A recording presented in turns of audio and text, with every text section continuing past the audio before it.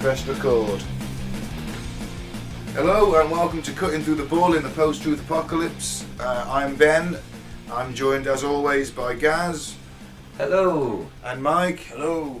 Today we're going back to the movies because it was Mike's pick and he decided he wanted to watch a film.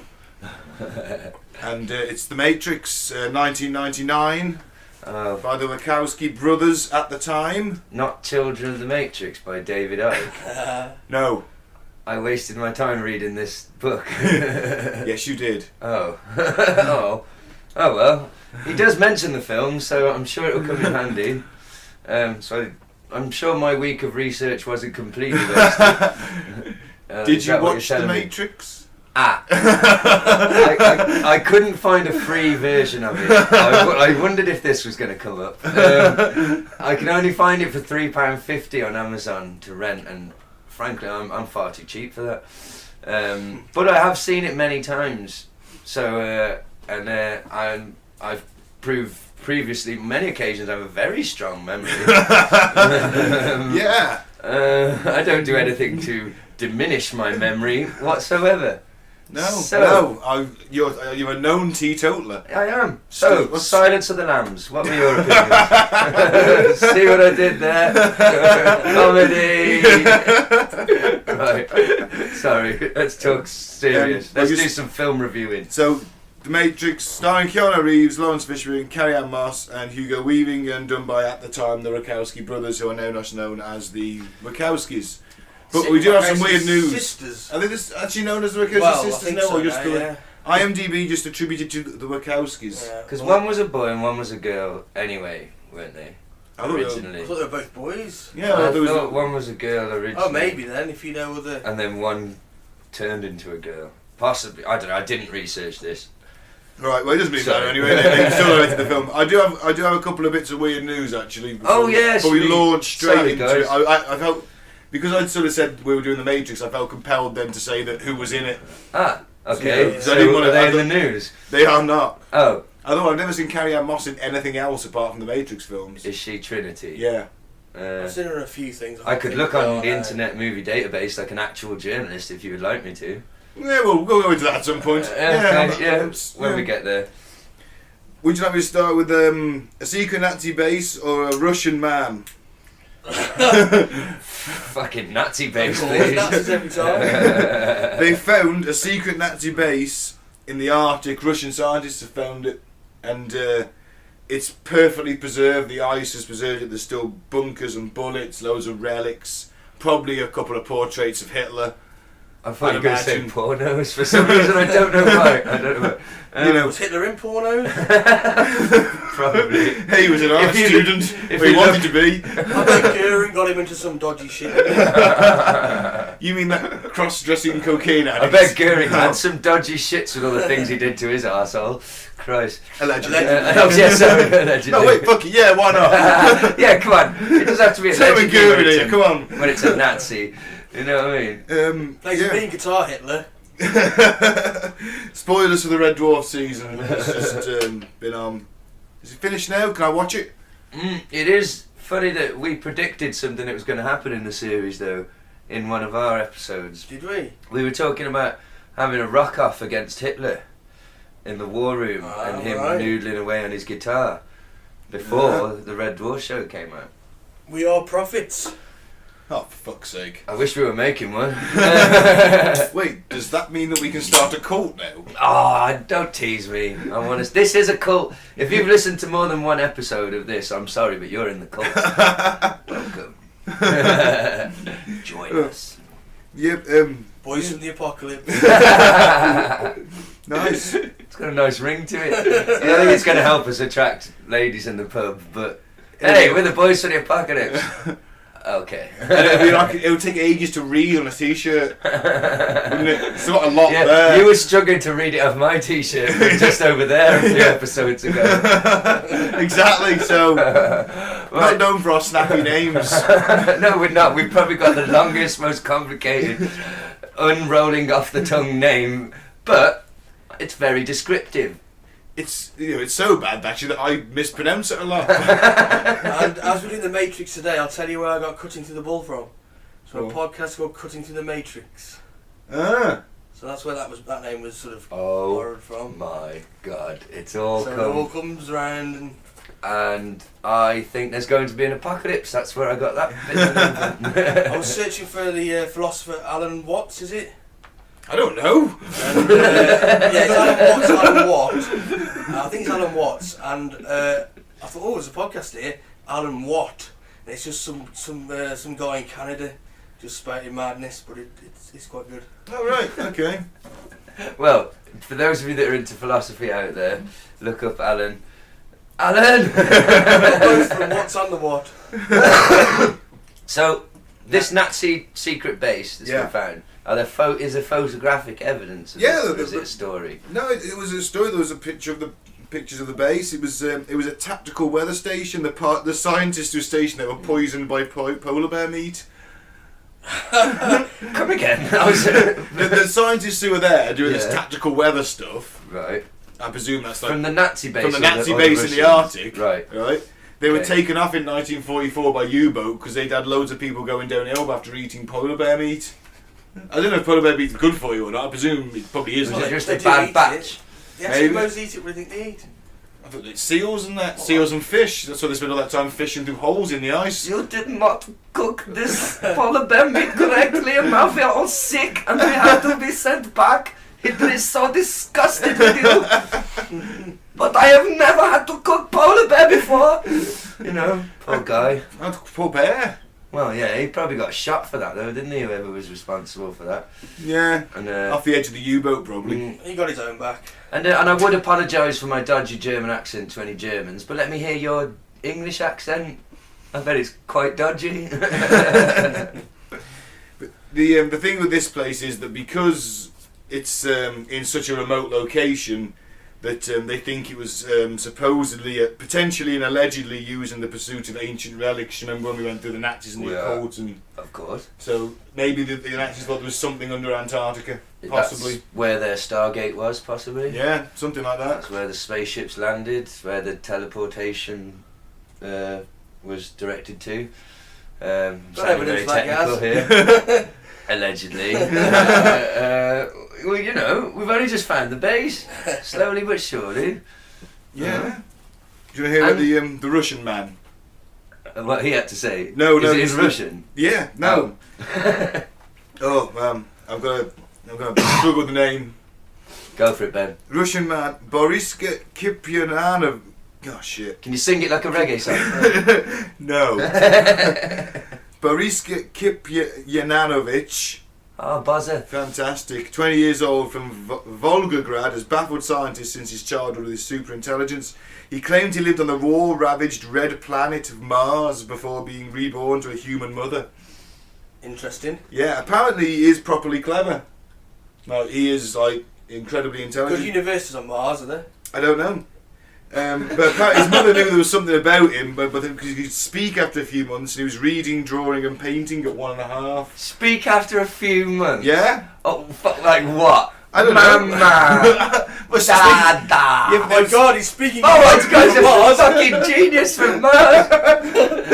Oh, but he would talk about Mars as when he was a kid, and he told them it still has life, but it was ravaged with nuclear war. I used to talk about the Ninja Turtles when I was a kid. I didn't come from a fucking sewer. Oh, did you?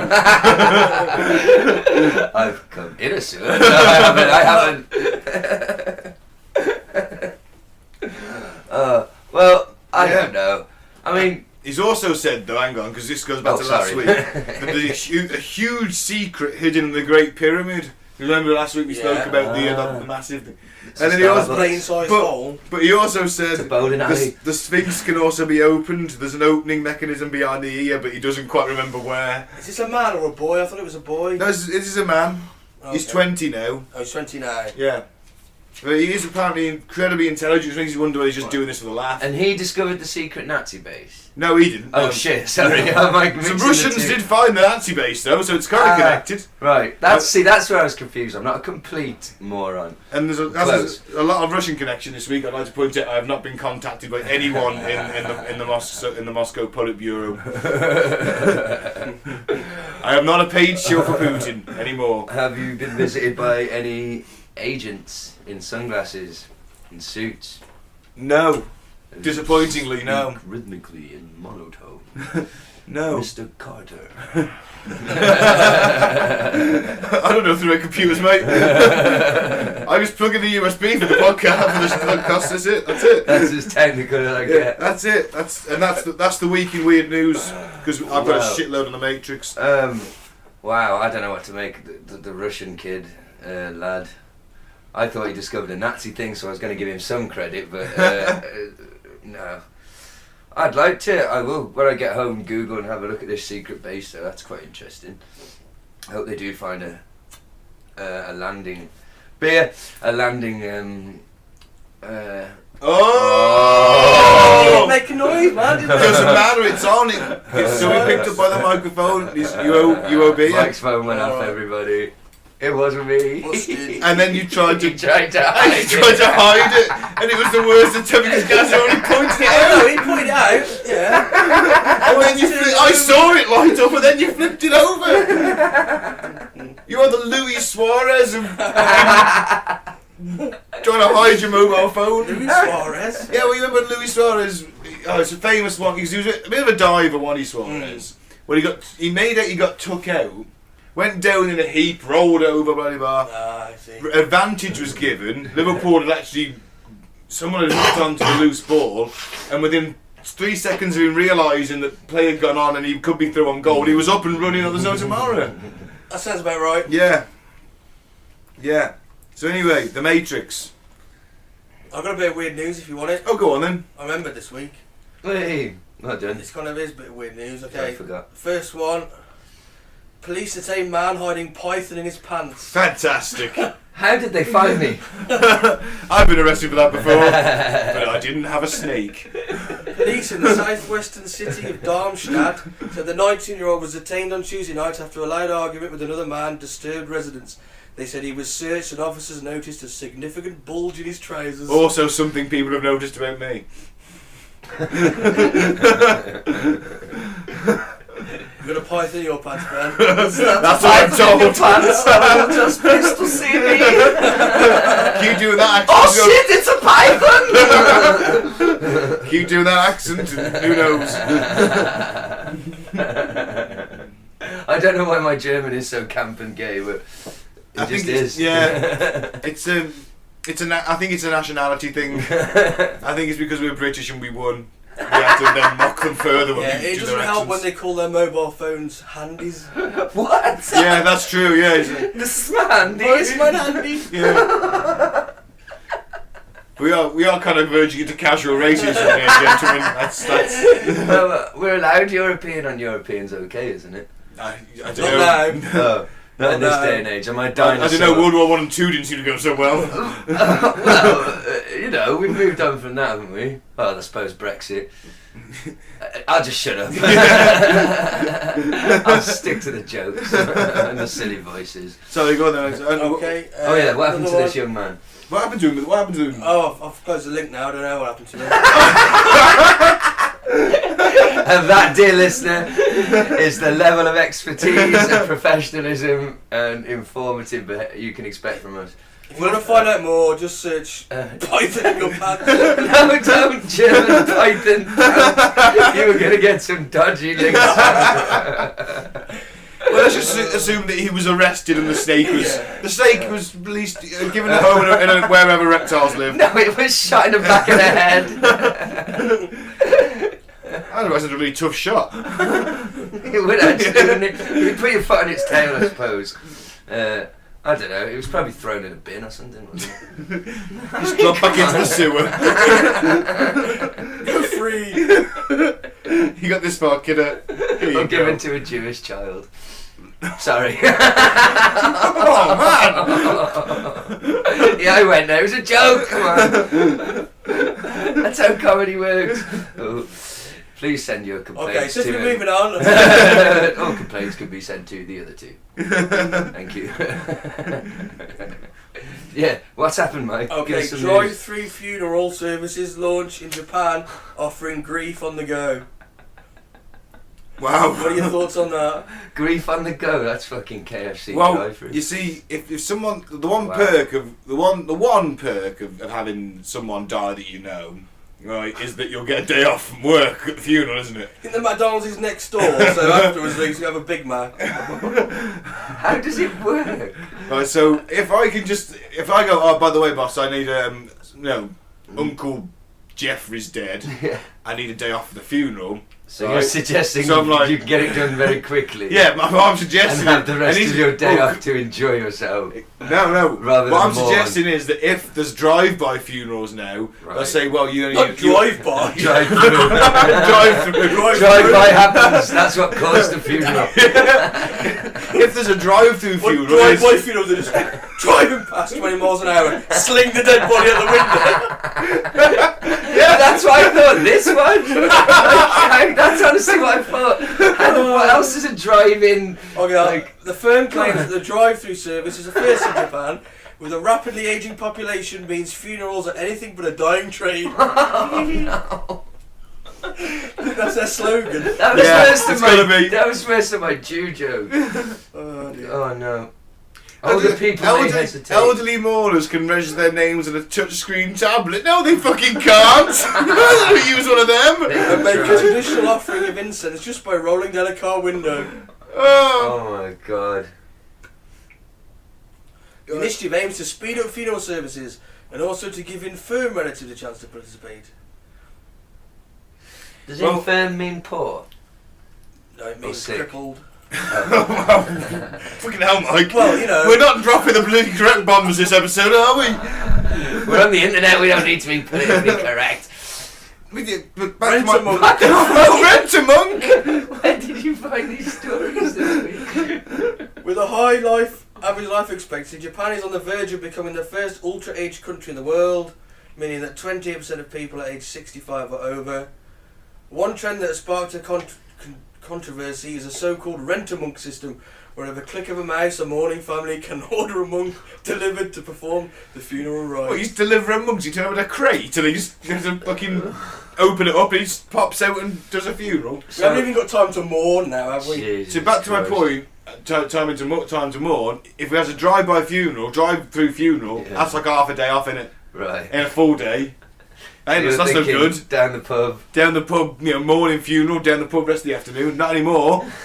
It's only a drive-through one, back to work in the afternoon. Oh no. There you go. That's my point. That's why it's a bad idea.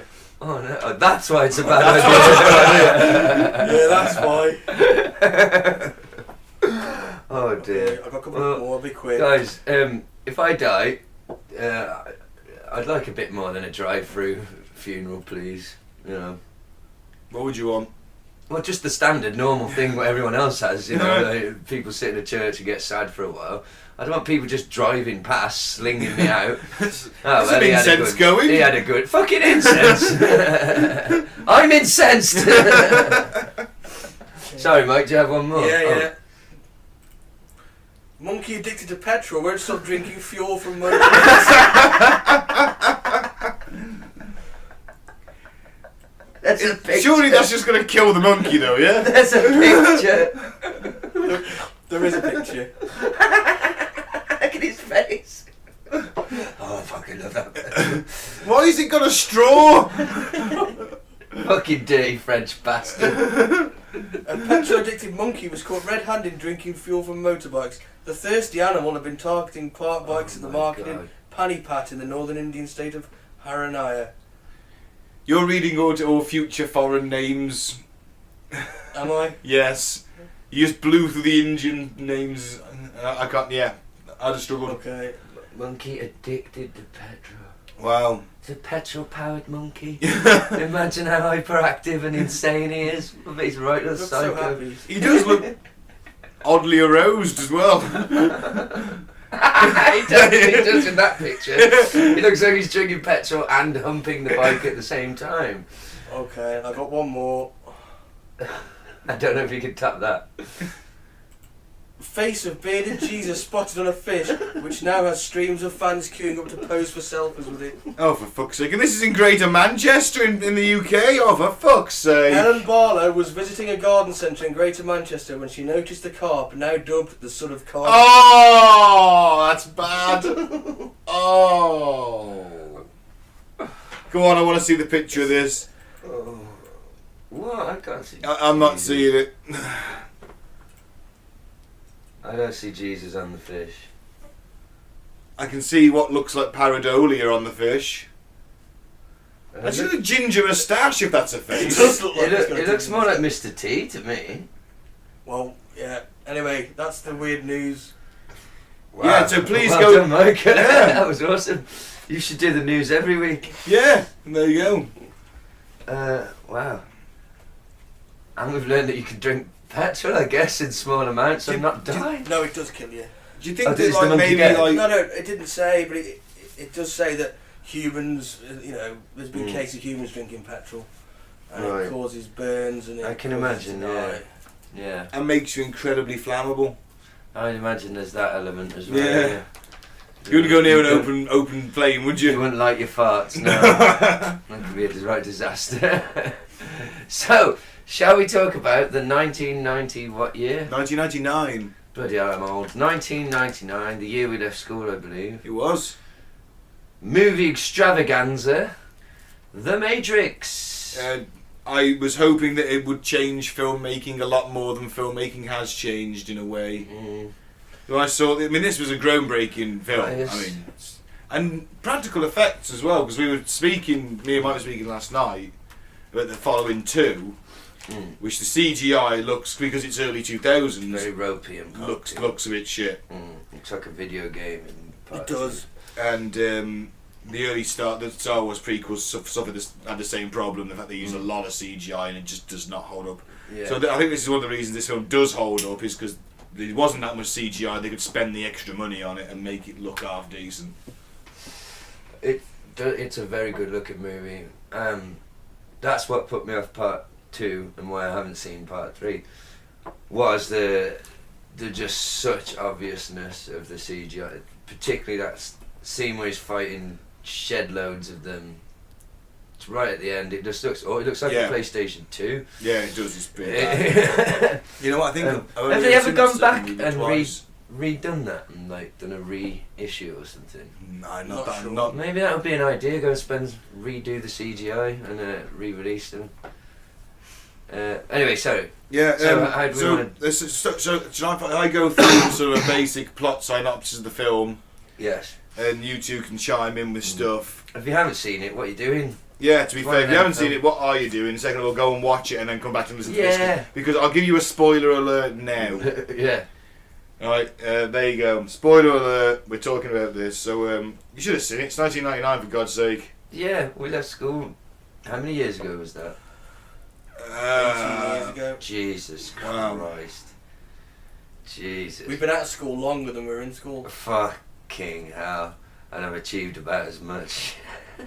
As you can call I think I've got before we backwards. go into the plot synopsis, I'll go for a piss. It's going to take a while. It's a long ass film.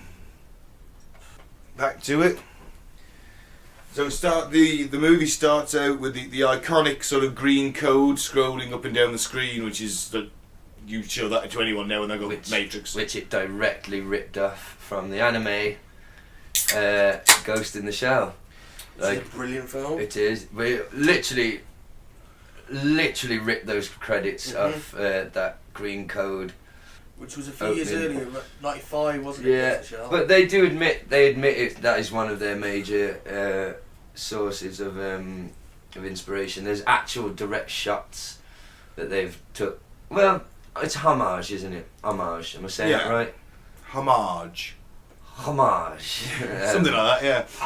Excuse me. I see it was a French word. Yeah. Like blancmange. I don't know why I haven't heard that word in so long. That made me laugh. Blancmange. I've totally lost my train. So yes, there are some a lot of similarities to Ghost in the Shell, but I don't think some people on the internet tend to be a bit like, oh, see, look, they ripped it off. They're not original. No, it's an homage. That's what you do to the things that influence you, and like, you know. I watched Stranger Things. You seen that? No, you know, I don't watch anything. That's one I could get into. It's set in the 80s, isn't it? Yeah, it's a homage to all the 80s films. It's the Goonies, E.T., Aliens. It's everything. Alright. And it's a bit weird, isn't it? Okay. Ghostbusters, it's got a lot. And weird stuff happens. Yeah. Well, it's called Stranger Things. There's a bit where, in the second one, spoiler, where the soldiers are down, sort of like hunting the aliens. Mm-hmm. There's all the mist about, and they got the lights on the guns. And one of the guys says, "Stay frosty, people." Oh, sweet. It's taken straight from Aliens. That's what you do. Awesome. You homage to the films you love. So I tell you what the Matrix Code actually is? Okay. It actually means something. Okay. It's just a list of sushi recipes. No, That's what it is. That's what comes on the screen as sushi recipes. But in binary or something. In Japanese, isn't it? Okay. Or in binary. Because obviously I watched it. I didn't watch it, but I can remember. So it's a list of restaurants. Yeah. So we start with that, and we come to Trinity, who is the code is traced, and it comes to a phone number, and we go to Trinity. Mm-hmm. One of the freed minds, one of Morpheus's little posse. Mm-hmm.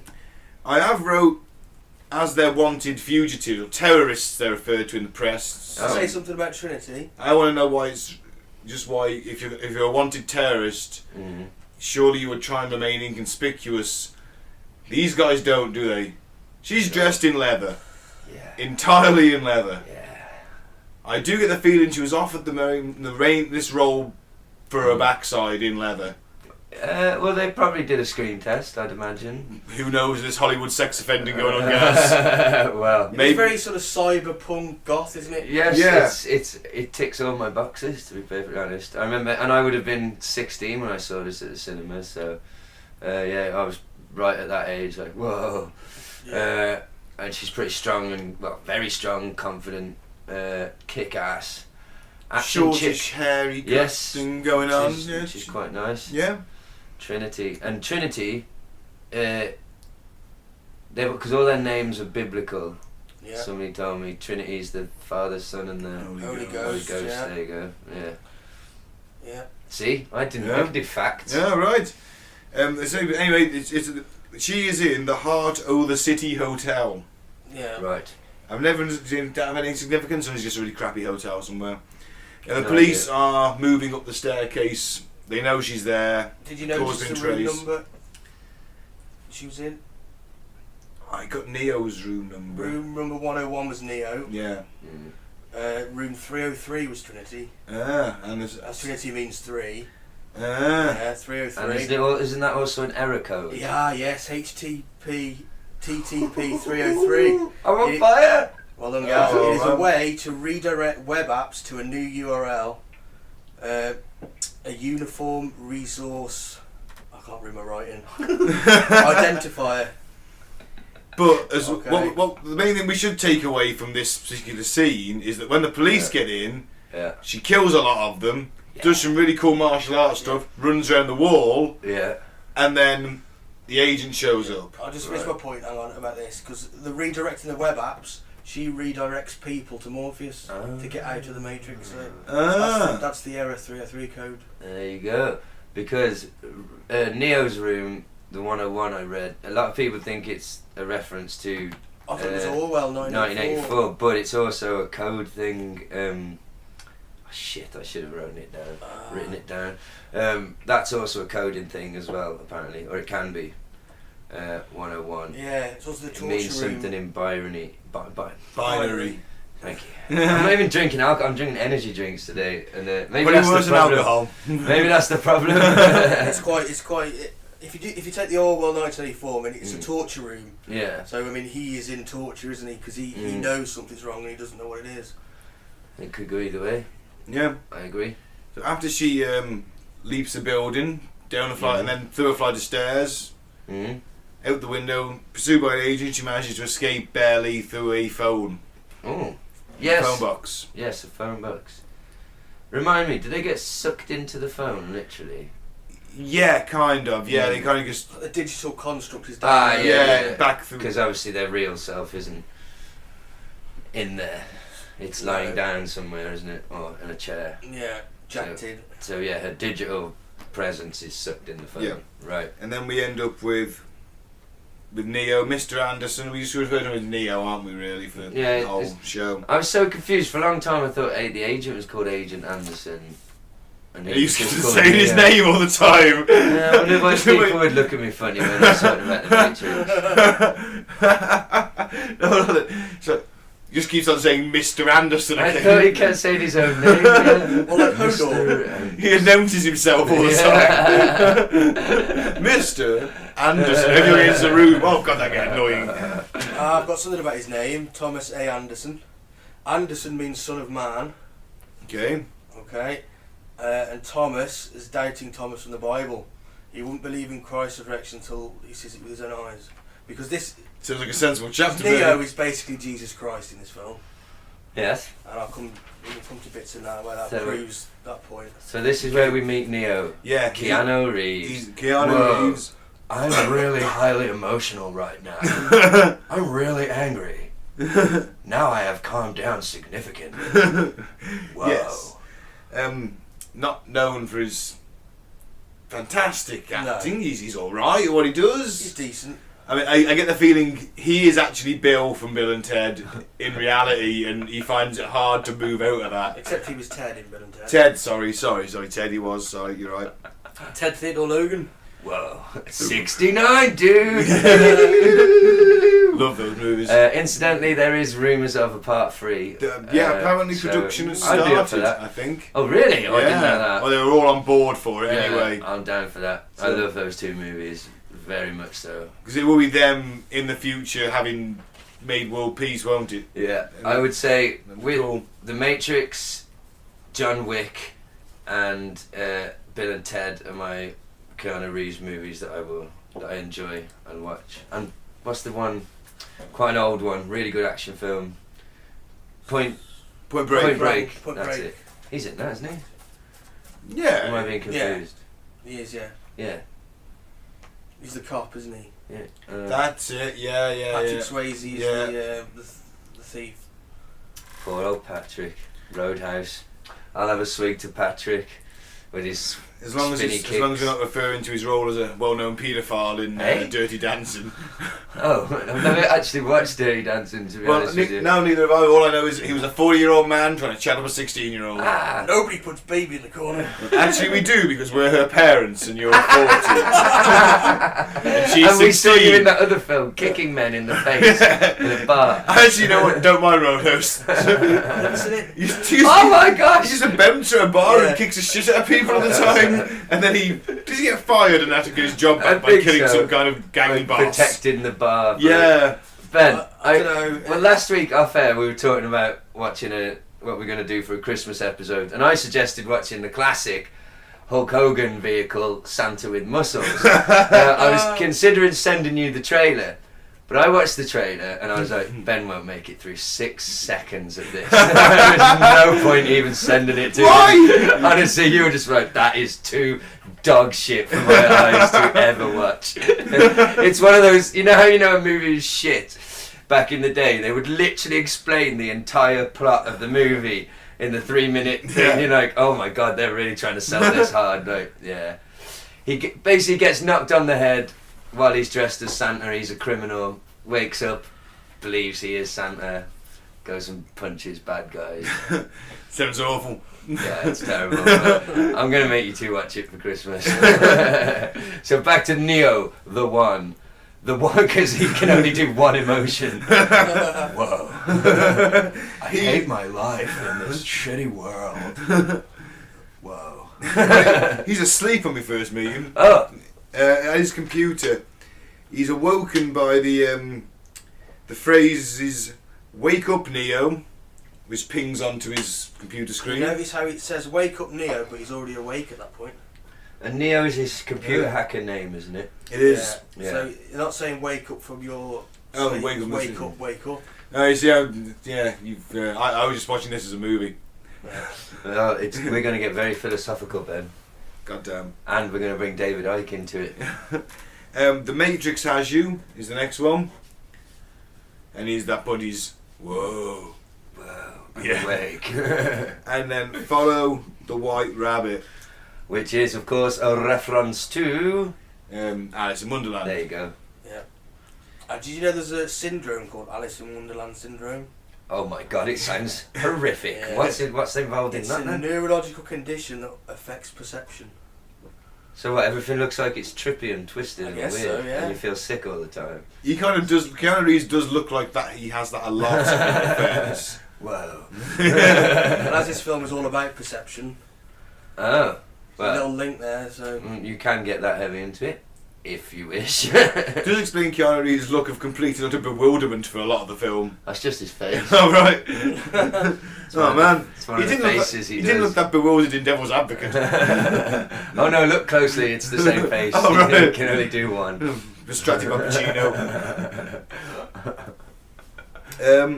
So these bunch of sort of rad, gnarly, goth cyber hackers show up at his door, as they do, and they want some kind of, they mention taking drugs, that they're going out, And, and they buy some computer discs from him, I'm assuming containing some kind of hacking program. and the name of that book is significant, but I It haven't is. written it down. It's called Simulacra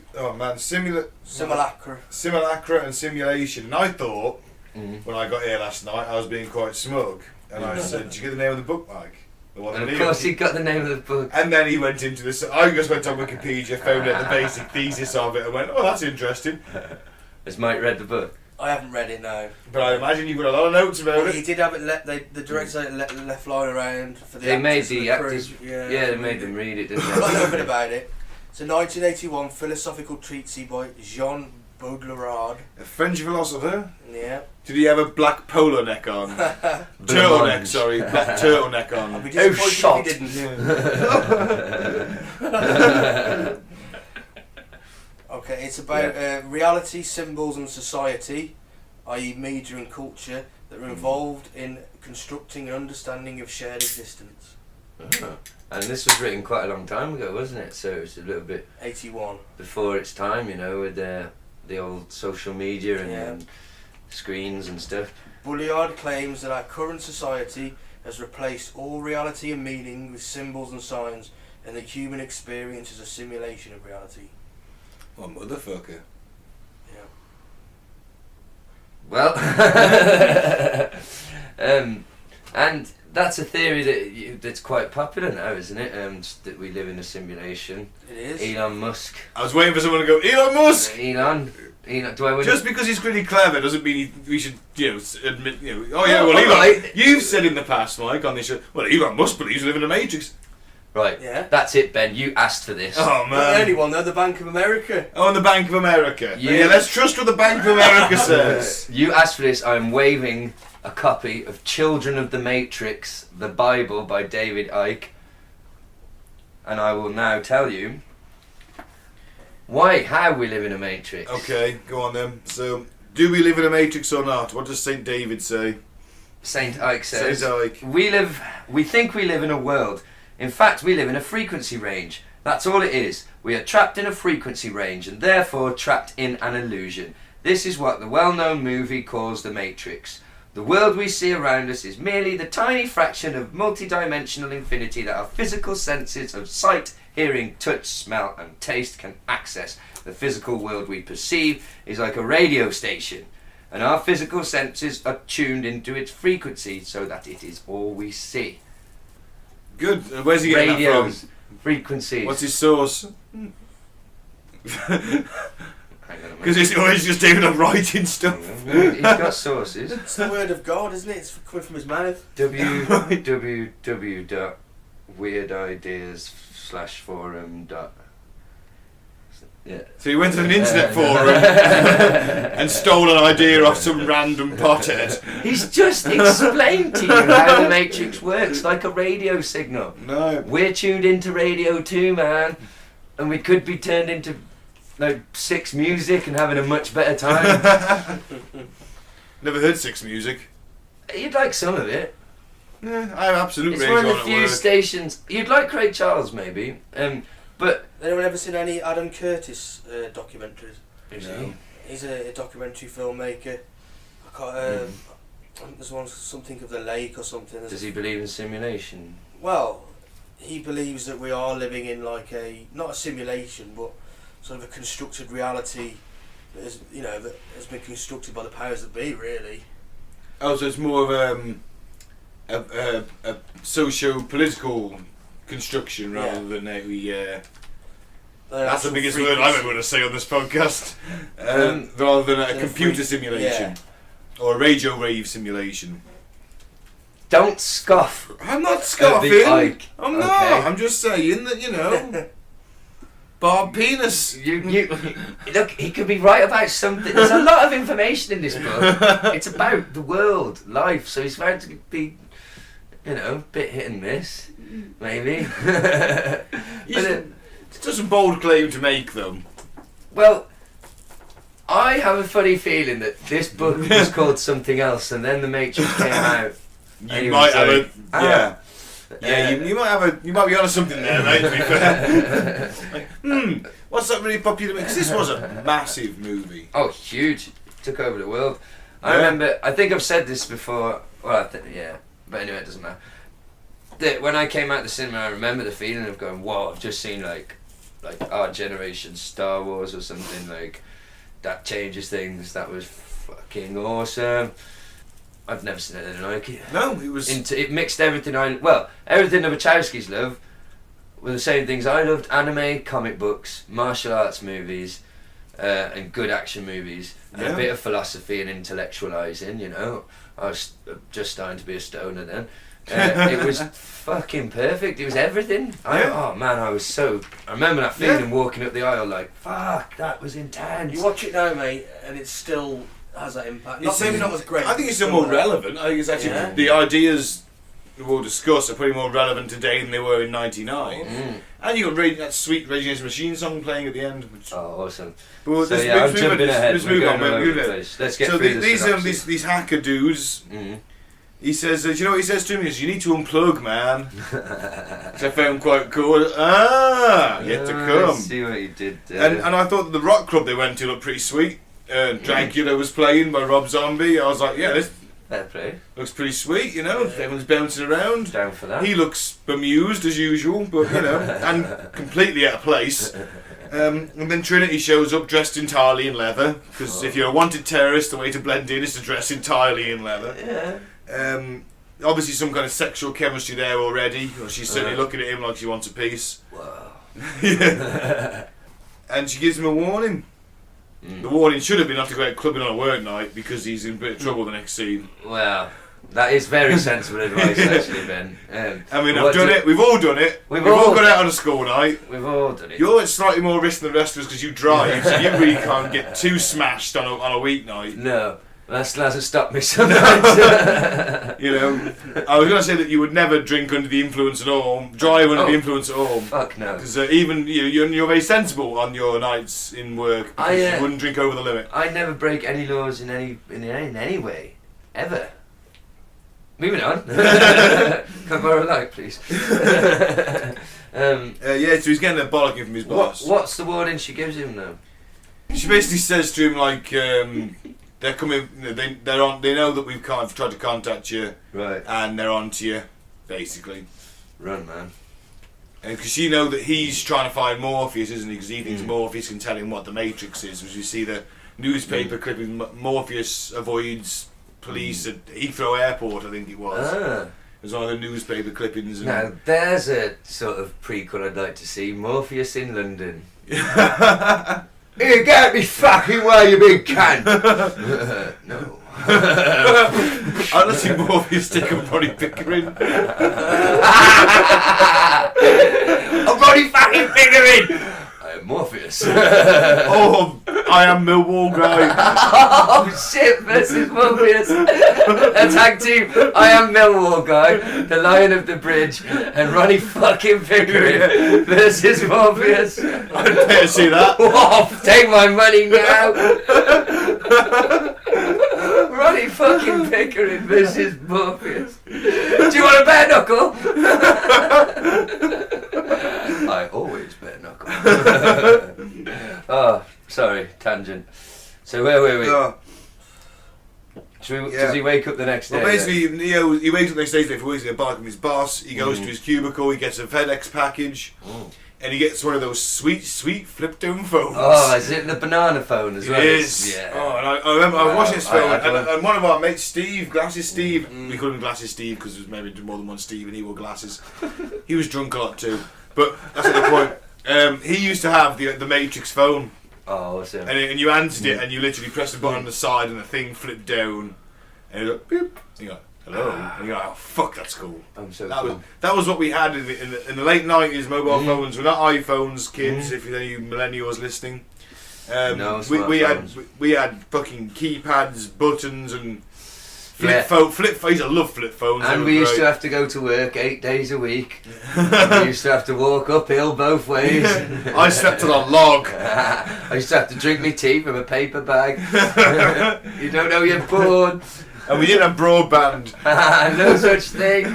Fucking broadband. Yeah, anyway. We had the thing called the postman. And so basically Morpheus contacts Neo via this phone. Yes. And directs him at the building because he knows agents are looking for him. Basically, Morpheus kind of leads him up and says, right, get on the window cleaner's trolley. Now, at this point, you get on the ledge, Neo. At this point, I said, fuck off, Morpheus. Yeah, who the fuck you ain't fucking here, mate. Yeah. You know, I'm on a narrow ledge. I've got the choice of climbing down this precarious window cleaners thing, or just letting these government men take me for a bit and I've done nothing wrong. This is what I was going to ask. Sorry, just before we move on from here. Why are the agents after Neo in the first place? Because he sold that tech, or? I think it's because what? Trinity's Can been they- trying to contact him. Oh, He's so been they know delving he's into the one. Morpheus, and Trinity's They been want to trying. get more They know to he's- hit him. Oh, okay. But so they've got no idea he's the one or No. anything like that yet. They He's don't know just a anything. stooge, right? Yeah. Okay. At this So- point, they I want was to gonna say, make him a shill. Just notice that all through the movie, it's always a choice. So it's a choice to go on the ledge or to be captured. There's always a choice for Neo. Yeah. To make that choice. That's the whole thing about the Matrix's choice. The choice for me would have Game. been, I'll just let these government men take me because I ain't no way I'm getting on that fucking ledge. Fuck that. Yeah, I've I don't do vertigo heights. just thinking about it. No, I So don't do heights. he is taken to an interrogation room. Neo is taken by the agents. They tell him to give up Morpheus. Yeah, we'll wipe the slate clean. Wipe the slate clean. I can't do impressions, but It was pretty good. Not bad. and they work some freaky Matrix magic on him. Is this where they make his mouth? Yeah, they make his mouth seal up. Yeah, Because he that's says, pretty "Fuck you, I want my phone call." That's it. Because he thinks they're just government dudes. Yeah. He doesn't know that they're software killing machines. He just thinks that Who they know are kung fu? who know kung fu inexplicably. Fuck you! I want You my know? phone call.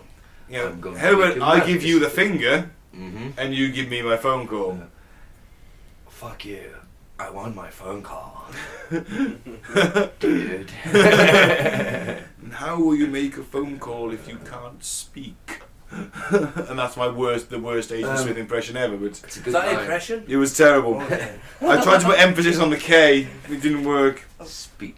Speak. Yeah. So he seals his mouth up using some freaky Matrix magic. It's pretty horrifying, to be honest. It's a nasty scene actually because he gets the tracking bug down his navel, and it's like, I don't like using a cotton bud to clean my belly button out. I'm not one of those fortunate people who has an outie. It reminds me of Star Trek 2, The Wrath of Khan. Oh, he's here. Yeah. I fucking hate that. Khan! Sorry. And there's a thing about the bug as well. I mean, it's a nod to Franz Kafka. Metamorphosis.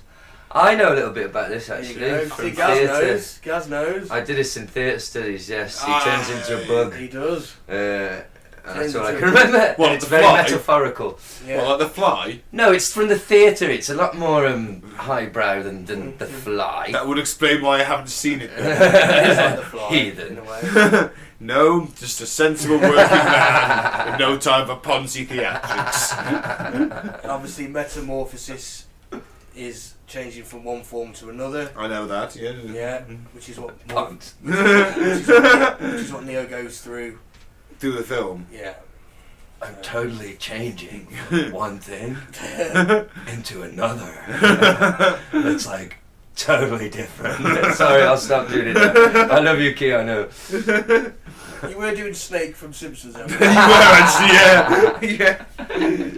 It is, isn't it? Yeah, I've just realised. I thought that was on purpose. No. But now, the important thing is that in there, I guess that he wakes up in his bed, doesn't he? Yes. It's a dream. Was it a dream? And this is where he meets Trinity again. And Apoc and Switch. Apoc is a dude with black hair, and Switch is the spunky looking short white haired chick. Did you notice the floor of the building? It's the patterns in the when I was in the car first, they remove the bug. Yeah. Okay. Oh yeah, that's quite. So nice. they remove they use a sort of future machine to remove the tracking Future Hoover. Future Hoover from the robot, the robot out of his That's body. it, yeah. And then they take him to meet Morpheus. Yeah. And everyone goes up the stairs in this movie. So to the end they use a lift. It's Is metaphorical. that metaphor? Is that?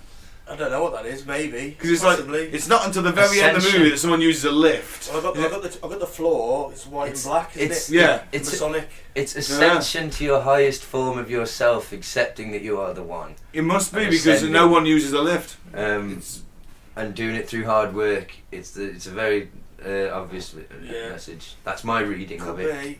I know the floor is a representation of the ground floor of King Solomon's temple.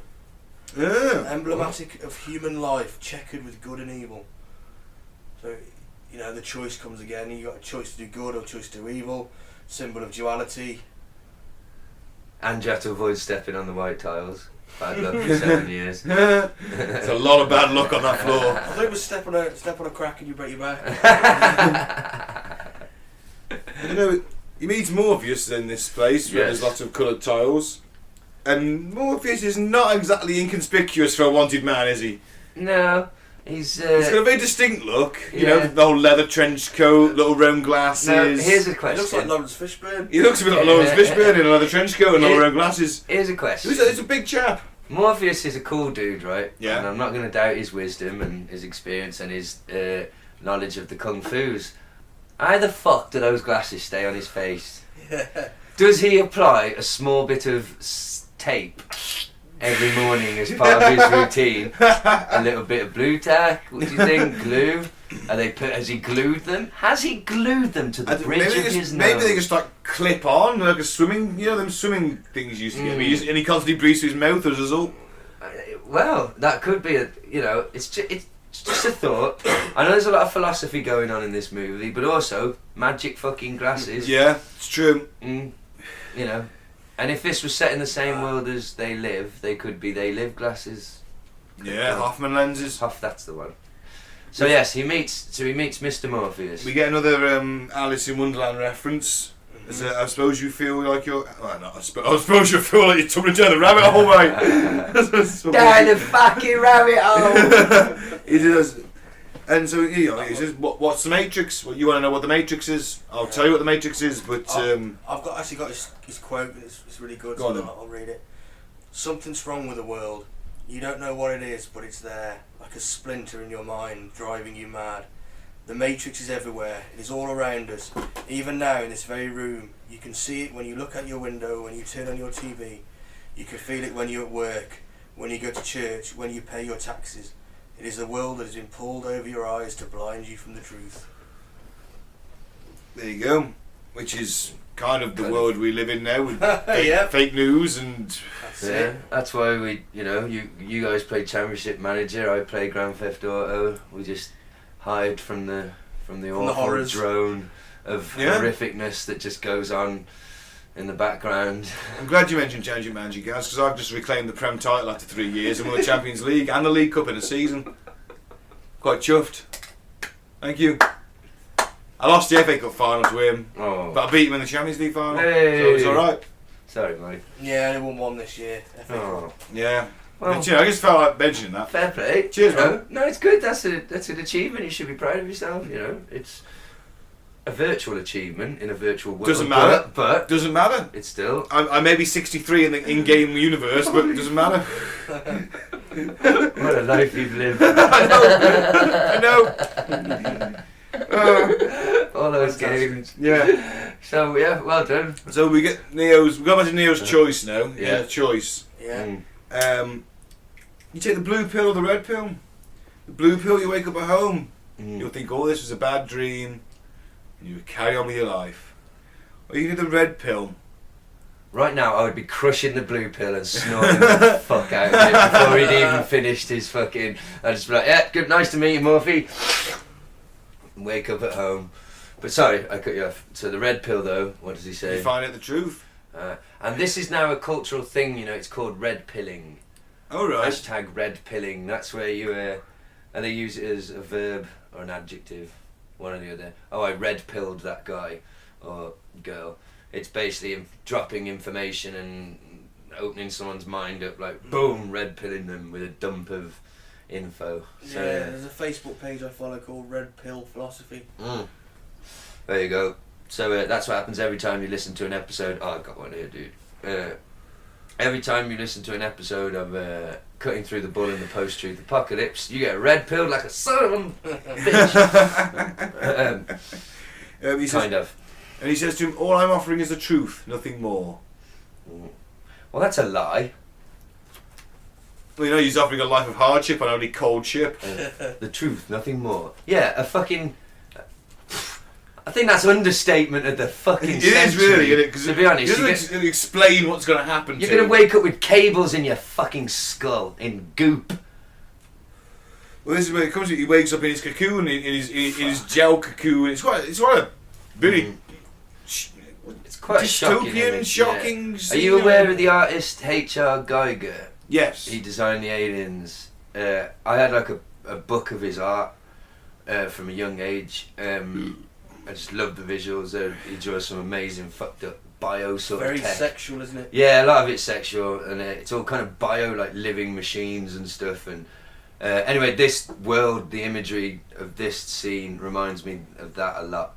And can you remember the first time you saw this scene? Yeah, it was. It's one of those oh fuck Yeah, moments. because it isn't does it? zoom out as well, and you see the. Because he will talk about Morpheus talks about the fields of the batteries, aren't they, batteries. basically?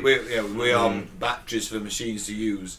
Yeah. And Well, it's like you see it, you think shit, and it does pan out, and you see there is literally where there was a city, there is just yeah. Well, these trees were filled with some of cocoons. some of someone Mr. calls- Ike's followers believe that we are actually batteries, psychic. We're providing psychic energy. They're harvesting psychic energy off of us, making us miserable and feasting off so of the it feasting of our joy. to feed their demons. Oh, no, it all makes To sense. feed their barbed demon cocks from hell. And someone calls someone a copper top in the film, Right. and it's a Duracell battery Ah. as an insult. Yeah. Copper top because you still have battery still plugged in. Where's that then? I think it's Switch says it to Neo or something, or Yes, he does. He says copper top. Yeah, you're Don't be right. such a silly copper top. We should adopt that as our copper top. It's got So two it's- meanings in England as well, because it could be a reference to a policeman. I've Copper top. got a bit before we get to the that bit when he takes a pill. Yeah, he goes through the doors and he opens the doors like, Yeah. and the emphasis on that, and that comes I think from the doors of perception. Aldous Huxley. Aldous Huxley, the Yeah. druggie. Yeah. He describes taking mescaline and insights he experienced which range from the purely aesthetic to the sacramental vision. Ooh. And in it he Wow. says the self is coming from a state of pure awareness from the state of being. All the rest that comes about is an outward manifestation of the physical world which ends up as thoughts and actions. That sort of like encompasses the whole matrix thing, doesn't it? Yeah. So if you think it, you can manifest your thoughts. A That's bit it, like yeah. sex magic. Sex magic. Yeah. Sex magic All update. comes back to sex magic. Sex magic update. Now you have to acknowledge the sex magic. We've got to acknowledge it, or else it will all come unravelled. I didn't get my ex back, but I got a new one. So it kind of, well, it worked. Yeah. Sort of. Well, it definitely worked. It worked out for the better. So, yeah. Sex magic, everybody. Next, I'm going to work on, I can't decide whether I'm going to think of, sorry to get graphic, but it's quite hard to think of like material things at the point of ejaculation. Do you know what I mean? Like if I can manifest a big house or a sports car, I would, but it's hard to think of those things. I think you'll have severe problems if you are thinking of those things. Yeah, but it supposedly this is how we manifest things, according to Mr. Oh shit. Crowley. Yeah, Crowley. Thank you. Sorry, sex magic lord, inventor. So yeah, that was my update. It kind of works. Yeah. Try it. It's work for Gaz. It's got the Gaz seal of approval. Yes, it has the seal of approval from me and Papa Shango. But so if you wake up in your cocoon, you get confronted with a giant robot spider. Fuck yeah. Not good. Not good. Who then proceeds to violently rip the plugs from your body that are keeping you in this cocoon and essentially flush you down what the real world version of a toilet is. Yeah. Which seems a little careless in my opinion, knowing that the robot's probably knowing that these guys who just all of a sudden go and wake up have probably had their minds freed by the resistance that's trying to undermine them. You'd think So that. might just be waiting for them. But we don't know the intelligence levels of these robotic spiders. They Well, know- no, you think someone don't just flush the bodies, maybe just kill them there and then flush the body. You're a robot Okay. spider. Did you notice the whole symbolism in that? You were So, no I good mean, being discarded. It looked like a womb, didn't it? It was like Yeah. being rebirthed and then down the tunnel, Alice in Wonderland, down the rabbit hole. So And again, there's a Wizard of Oz reference. Did you notice that? Mike, I was watching this film as someone who just was enjoying the moment. I think it's Cypher says when he jacks him and he says Kansas is going bye-bye. Yes. How much do you think when Neo's being flushed down the vagina tunnel toilet, blue pill? Yeah. What the fuck? I think it's when you see the giant spider. Yeah, because you can't really punch a giant robot spider. No. You can't fight your way Especially out when of that it grips you by the throat Yeah. with its gripping arm thing. That is a clamp. It's not a clamp Yeah. around your throat. It's designed just as it for then, that. Yeah, it's designed to incapacitate you for long enough for it to unscrew the massive fucking plug that's drilled into Can I the just base of say, your head. the jack that goes in the back of the head in this movie is grotesquely long. Yes. Do you know what I mean? It's like when you Yeah. see that go in and out, it's I like... mean, it's like a 5-inch long fucking Fuck spike. me. Well, my Yeah. face isn't that fucking long. Oh, man. It'll be coming out your nose. Yeah. Christ. It must go just like. It must just go directly into the. Oh, man. It must bend somehow. It must do. It's just... Oof. It's all... At this point, the movie's all a bit like... Whoa. Yeah. Things all got a bit like... They've gone from like stylised and a bit cool, you know, like slick, what's going on, hackers, city... Yeah. Cool dance music. Yeah, to like, holy moly, robot spider, jacks in the back of their head. It's all very Plugs harsh all over the and body. brutal. And I suppose that's all obviously by design and on purpose to show how leaving the Matrix isn't just a willy-nilly Oh, it's not thing. not something you it's not. sign up for if you don't know what's going on, is it? It's a full-on experience. Because if Morpheus had told you what's going to happen when you wake up, That's what I mean Right. by he undersold Right. it. If Yeah. if he'd have explained it in detail, the robot No one would spider take it, and no. no one would take it. So in a way, he's lying to you to get you to free your mind. So But he's not doing- lying, he's withholding information. It's your fault for not asking, it's his fault for not saying... As if Neo, "Hold on." I know, if I take this, what's going to happen Politics. exactly? It's a good point, to be fair, because Neo doesn't actually ask him what's going to happen, Takes does it. he? He's like, oh, Would you take a pill from a random maniac? Mike. Oh, asking you I can actually say, not even for comedy reasons. I think Yes, I have accepted pills from random quote-unquote maniacs several times in my life, and you know, although I didn't quite wake up with any robot spiders, the results were varying levels of horror. In the end, what goes up must come down, as they say. But I was just thinking, I would be the first person, you know, what I'd like to think, says me, but while he's there with them both in front of me. Well, you just both popped them pills. both. Yes, you just read my mind. I'd grab them both, yoink, pop them both, go, now let's see what happens. And he's like, oh shit. Nobody's ever popped both. It'd be like, oh no, it could be horrific. I might be half in the Matrix, half out the Matrix. Like, what a nightmare that would be. Yeah. Sorry, that this... would be, wouldn't it? Oh god, that would really... Oh, I'd shoot myself in the brain really quickly. I think. Yeah. So right.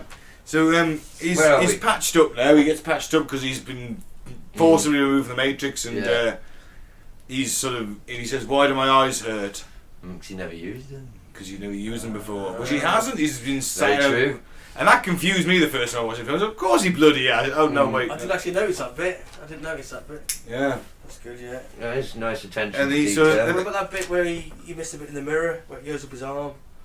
Yes, well, I did, but I never quite understood that. It's just like, it's almost like that's the unplugging thing. It's I figured it out. Is it because like he says he's going to cardiac arrest, so the Matrix thinks he's dead in the cocoon because he's having a heart attack. So it doesn't triggered. die, they get him before that. Yeah, I know, but it says he's going into arrest, so the machines Maybe they think he's dead. he's oh my god, he's had a heart attack. Well, get him out because he's not good. Maybe. And when he Flush wakes him up, out. he's alive. He's like, well, fuck it. He's had a heart attack. He's not going to be pumping out as much energy anymore. He's get a new one. Flush him down. That might be what it might induce the heart. It might induce that hallucination to give you the heart attack. That's a good point. I've never thought about it. Yeah, neither did I. Till then. Neither did I. I just always thought, well, that's a bit weird.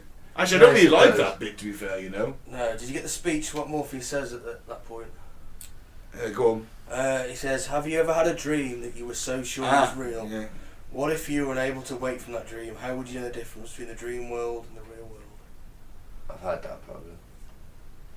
Okay, this. I Was it after taking pills from a dodgy man? Here's a philosophy bit there then, because this leads on to philosophy. So do Before we do philosophy, can I have a piss? yeah, good point. Quote of the evening.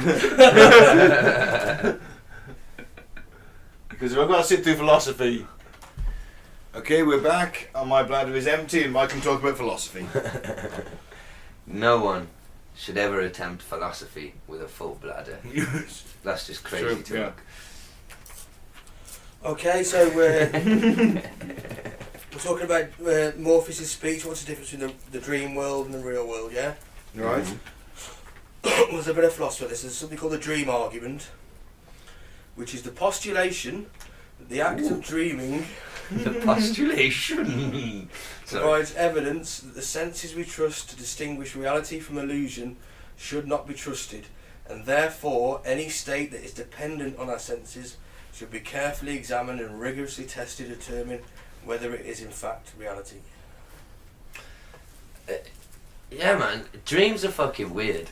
Yeah, I've had some Right. very vivid dreams that I Right. woke up from and thought, shit, was that real or not? I hate dreaming, to be honest with you, because I'm a fairly happy person in my day-to-day life, but my dreams are they're not necessarily nightmares, they're just unpleasant. I'm always in like uncomfortable situations. So yeah, and it is weird. And I suppose what that's saying though, in a way, unless I am misunderstanding it, I know I am. But like, you've got to test everything to make sure it's reality. So like, every wall I walk past, I've got to reach out and touch it. I'm like, is that really there? Yeah, it's really there. It's really a wall. Everything you read, everything you see. Well, but how do I know? What? So I've got to touch the page with my eye. Yes, I think this it's more book the is here. content, Gaz. Oh, sorry. Check its validity. You know, you're not going to listen to what Trump says and believe it, are you? Well, You're gonna look into your own. Think, hang on a minute. When I go see my lady friend later and she opens the door, I smack her in the face really hard, just testing to see if she's real. That's what you're telling me. Well, Oh. I think there's better ways you could test who's real in all fairness. Yeah, definitely. There's other parts of your body you can touch it with apart from your fist. I don't really want to do that. I'm just making a crude. Well, Gaz, the greatest minds in Crude history have joke. never been able to answer this question. So, Hey, what are you insinuating? That I'm not up there with them? well, you might well be, but you still I'm saying that No. they have. Well, no, you sat here with us. I know exactly. I'm nowhere near. I'm not even the greatest mind in the room. Say what grade. Allegedly, that's Mike with his B in physics. So, yeah, what? Because, well, I fell down a weed hole then. Yeah, I suppose there is no real. You know, yeah, I can touch that table and say it's real, but then you could sit there and say to me, well, how can you prove? How do you really know that it's real? And Yeah. all I can say is my senses are telling me I can see and touch the table. But as we all know, there is no spoon. Yes. Yeah, of course. Well, We have skipped ahead a little bit there. this is what René Descartes says. I've heard his name. Ah, yes, he's a French existentialist, isn't Yeah. Philosopher. He's the one that gets shot in Red Dwarf. he? Yeah. That's how I knew it. You've got no room for French existentialists here, Descartes. Sorry. Come on then, Mike, what did he say about He says, whatever I have accepted until now as most true has come to me through my senses. But occasionally I have found that they have deceived me, and it is unwise to trust those completely who have deceived us even once. Just out of interest, Descartes was sort of what, the late 1800s? Sort of kind of era? That sort of 1890-ish when he was pushing this stuff out? So he didn't have Google. There was a lot of opium floating around back then. His senses may well have deceived him in all fairness. Well, have you ever, like, you know, where you see something out the corner of your eye, Yeah. and for a brief second you're convinced that you saw something weird, but then you actually look and it's a bin or something. Have you seen the Do you know what I monkey and the basketball players? I genuinely think you've seen the monkey drinking petrol. Like, yeah, we did that earlier. It's a glitch. glitch. You need to fucking elaborate on Yeah. the monkey and the basketball players. There's a YouTube video, it's only about like 30 seconds long, and you watching basketball players, yeah? Passing the ball and that, yeah? I've done it, I've watched it, and then it comes to the end, it says, did you see the gorilla? And the man in the gorilla suit. What the fuck? And it shows you again, and then you see him. Oh, And Darren right Brown. back, and you can see the gorilla. Darren Brown did a very similar Yeah. thing. He put a banana in a fruit bowl on stage and said, right, at some point in the next sort of 5 minutes before we go for the interval, a man in a gorilla suit is going to take this banana. Right. If anyone sees him, you know, shout out. And he's there talking and doing some trick, and at the end he does it and he goes, oh, and the banana's gone. Oh, No one notices saw it. until and then he does the interval and he comes back and he shows you this bloke clearly stepping out on stage with a good sort of 3 or 4 foot, grabs a banana and walks off in a gorilla suit, and no one notices. Oh yes, oh yeah. So nothing is real. That's it. My eyelids aren't real. Zhuangzi. Oh yes, him. Yeah. 369 BC. That recent. Yes. Yes, he said he dreamed he was a carefree butterfly. Oh, for God's sake. After he woke, he wondered how he could determine whether he was Zhuangzi, who had just finished dreaming he was a butterfly, or a butterfly who just started dreaming he was Zhuangzi. Oh, Look in the mirror, you fucking hippie, you stoned fucking. He's saying it could be a dream. Oh, fuck off. He could be But a you can butterfly. wake from dreams though, I do it all the time. Yeah. Tell myself to wake up. But No. he's saying the butterfly is real and He just wants to be a butterfly. That's what it boils down to. He was possibly on opium. Mm. I'm guessing that one. Hence the saying, I mean- happy as an opium-addicted Chinaman. I've heard that saying never before. heard that before. I'm sure it was somewhere. I've read it somewhere. Yeah, in your latest Nazi paraphernalia, neo-Nazi weekly. Mike, I'd read Breitbart if I was going to do that route. At least it's more reputable than the others. Satanist Monthly. We don't condone that in Satanism, The guys. World Satanist News. No, I know that. You do not. You condone kindness and tolerance. We like that And stuff. death to all strangers. What I like is if someone wrongs you, you can punch them. That's, Fair like, enough. that's my favourite statement. So where are we with the We're up to Matrix? Right, Neo waking up on the ship. More. Oh, not more philosophy. More philosophy for Ben. Brain in a vat. Pardon? Brain in a vat. Right, yes. Okay. Like the Steve Thingy movie, Steve Martin Yeah, movie. like Red Dwarf lists as a Ah, there you go. brain, Yeah, that's a better example. The disembodied brain, would it continue to have perfectly normal conscious experiences? Well, in Red Dwarf it does. Mm. But that's a sitcom. Well, it's a sitcom. television. Well, that's the brain of that theory. Can I throw But- why this is a spanner in the work? Mm. Why there might be, I'm going to try and be philosophical. If you're just a brain in a jar Mm. with your eyes and what's left of your spinal column and your nerves, Mm.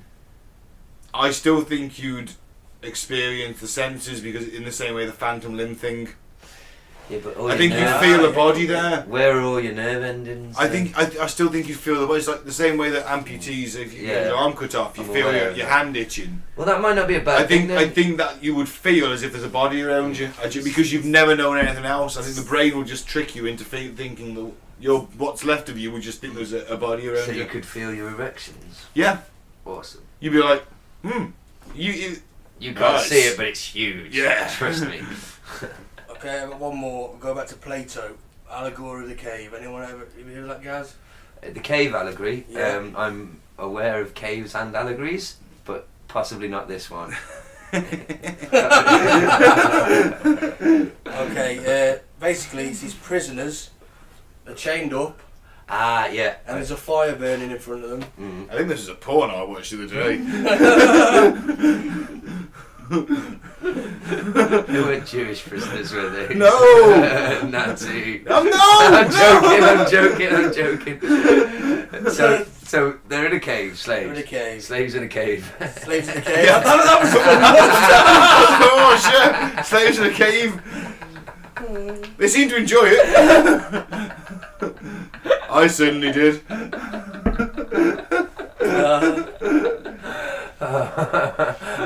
I'm tempted to go on X-Hamster and Google slaves, search slaves in a cave just to see what comes up. But I won't.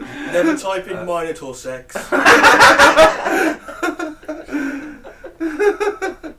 Little life lesson there. Public service broadcasting. Why would you type in Minotaur sex in the first place? I just wondered if anything such that existed. It did. There was a nun fucking a Minotaur. Oh, that's the excuse everyone uses. Research. And it didn't have a normal cock, had a big red long cock like that. No. Okay, while we're on the subject, it has nothing to do with The Matrix, but now's as good a time to bring this up as any. The weirdest porno I've ever seen, ever. What were the Minotaur sex? It was called Edward Penis Hands. Oh god, I know where this is going. Oh dear God. It was a parody of Edward Scissorhands. But he's got penises on his hands.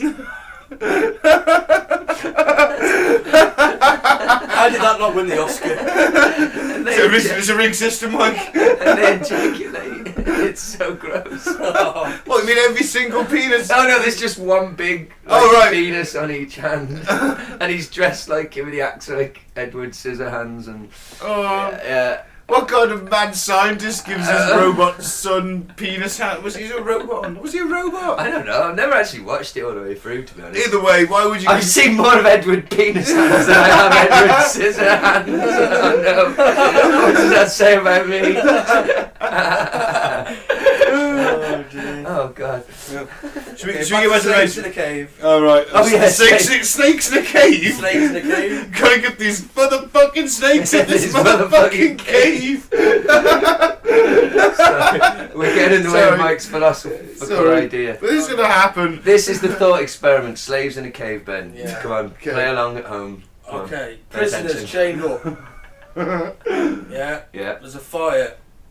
There's a wall, cave wall, entrance Mhm. behind them. Mhm. Yeah, all they see all day is the reflections of the people, the shadows on the shadows. wall, sort of like giant beasts Okay. walking past the opening of the cave. Okay, one prisoner escapes, breaks free, goes outside. At first, the sun blinds him, but he becomes used to it and then sees the world as it really is. Right. And then he goes back Mhm. to the other people in the cave, Mhm. but he's stumbling about in the dark because he can't see in the dark now. Ah. Yeah, and he says, come with me, I'll free you, we'll go outside. Mhm. I say, you must be crazy, there's beasts and things out there, you know, we're safer in here. I mean, you've come back in and you're blind, Ah. so they don't want to go outside. So that's Allegory of the Cave. Slaves in a cave. Chicken of the cave. So in the Which is the Matrix, the same. cave is the world, the prisoners are the inhabitants, Yeah. the chains is ignorance, okay, the shadows is the illusion of the world as people see it, and the freed prisoner, i.e. Neo and all that, are those who see the world for it really is. That's amazing. Mm. I've just had a thought. Yes, don't look so shocked. I was looking at Papa Shango sitting there, the little action figure, and in the world of the Matrix, wrestling must exist, mustn't it? Yeah. Neo, imagine the show he could put on with his moves. If he wanted to. The wrestling in the Matrix would be fucking amazing. That's what I'd be doing. I wouldn't be freeing myself. Sorry. If I was Neo in the Matrix, I wouldn't want to free anyone. I'd be just making a living as a magician. Yeah. Because I could literally pluck shit from the air. But why would you need to make that living though? Couldn't you just manifest the wealth? Oh yeah, and I can just do that then. Yeah. That'd be easier. Yeah. But then I might get bored though. I need a hobby. You want the challenge? Well, your hobby would be fighting agents, wouldn't it? Well, now and again. Hordes of them. Yeah, maybe I just kept quiet, just made a living out of being a fantastic magician, Right. hordes of money. You could do skywriting. Yeah, Cause stuff like that. He can fly, can't he? Yeah, And we'll get to that. Yeah, we'll get there. So anyway, So he wakes up. Oh no, skip the philosophy. Well, then we'll leave it. Go on, carry on then. We'll do it later. He wakes up on No, Ben needs more later when he's got 2 more beers to drink. I like watching you make him listen to philosophy. You sadist. So what's happening? He wakes up on Morpheus' ship, the Nebuchadnezzar. Yes, it's Easy called for the you to Nebuchadnezzar. say. And it was interesting, it was launched in 2069, so it's quite an old ship. When Morpheus gives the 69, 2069, that's going to be a bit of 10 little Easter egg, ain't it? Did you see what the make of it was? It was like, oh man, it I've was... got this down. It's Mark 3, number 11, which is a passage in the Bible. Oh my god. Yeah. It says, whenever those possessed by evil spirits caught sight of him, they would fall down in front of him, shrieking, "We are the Son of God." And that goes back to the whole sort of So Neo-Jesus connection. Yeah. Wow, you really went into this, Wow. didn't you? I did, yeah. Wow, my God. The only Bible passage I know is I didn't fucking know it. I I know a Bible I didn't passage. Austin 3:16 says, "I just whipped your ass." Yes. Yeah. Apparently, also completely ad-libbed that line. Yeah, and it's made millions of dollars in T-shirt sales off a freaking ad-lib. What a line. Yeah. I actually know the whole speech, but I won't put you through it. He'd just beaten Jake the Snake, who turned religious. And he was making reference to his Bible bashing and stuff, and yeah. Oh, I love you, Steve. I think Steve Austin is the one, actually. Sorry. Maybe. Well, Hulk Hogan. I'm going to move that because all I can think about is professional wrestling, and I should be talking about... sorry, I brought a wrestling figure with me as a mascot, but it was a mistake because all I can think about is wrestling. We should be talking about the seminal cinema classic, The Matrix. Yeah. Where were we? Neo. Nebuchadnezzar. He's the king. Oh, yeah. He was a king of Babylon. Oh. Circa 1605 to 562 BC, the longest reigning king of the Babylonian Empire, which is in modern day Iraq. Did he live anywhere near the river? Probably. Like He was born as a rivers of Babylon. Yeah, I preferred Rara Rasputin. Lover of the Russian queen. Russia's greatest sex machine. And He was also in the Bible, wasn't he? he was, but Book of Daniel. Russia's greatest sex machine. gross. It's about a dream, isn't it? Daniel interprets the king's dream as God's omen of the rise and fall of powers. Yeah. So the changing of the guard, as it were to speak. But, so he's on the Nebuchadnezzar, no Neo. There you go. We know I all don't know why about that's Nebuchadnezzar. funny, it just is the Nebuchadnezzar. And he meets the other crew members. Mm. Tank, who's I presume he's like the engineer as such, the engine maintenance guy. Mm-hmm. Tank's the computer dude, the operator. The blonde guy.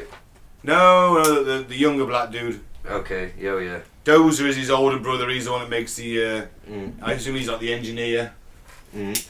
And you got Cypher, who bit of a bad lad. Yeah. Judas. Jude, essentially, Well, yeah. That, yeah. You Lando. I presume that's why he's got that. Even that looks like a devil, doesn't he? he's got that suave little goatee, which I admire his upkeep of in that particular environment. Mm. It's a bit shit in this environment, by the way. They're all wearing like sort of old woolen clothes. It's very cold, and they're not very happy. Well, some of them are. Further proof: never trust a man with a goatee. Yeah. But also, yes, you're right. It's life in the Matrix doesn't. I mean, out of the Matrix, don't know how much fun so far, does it?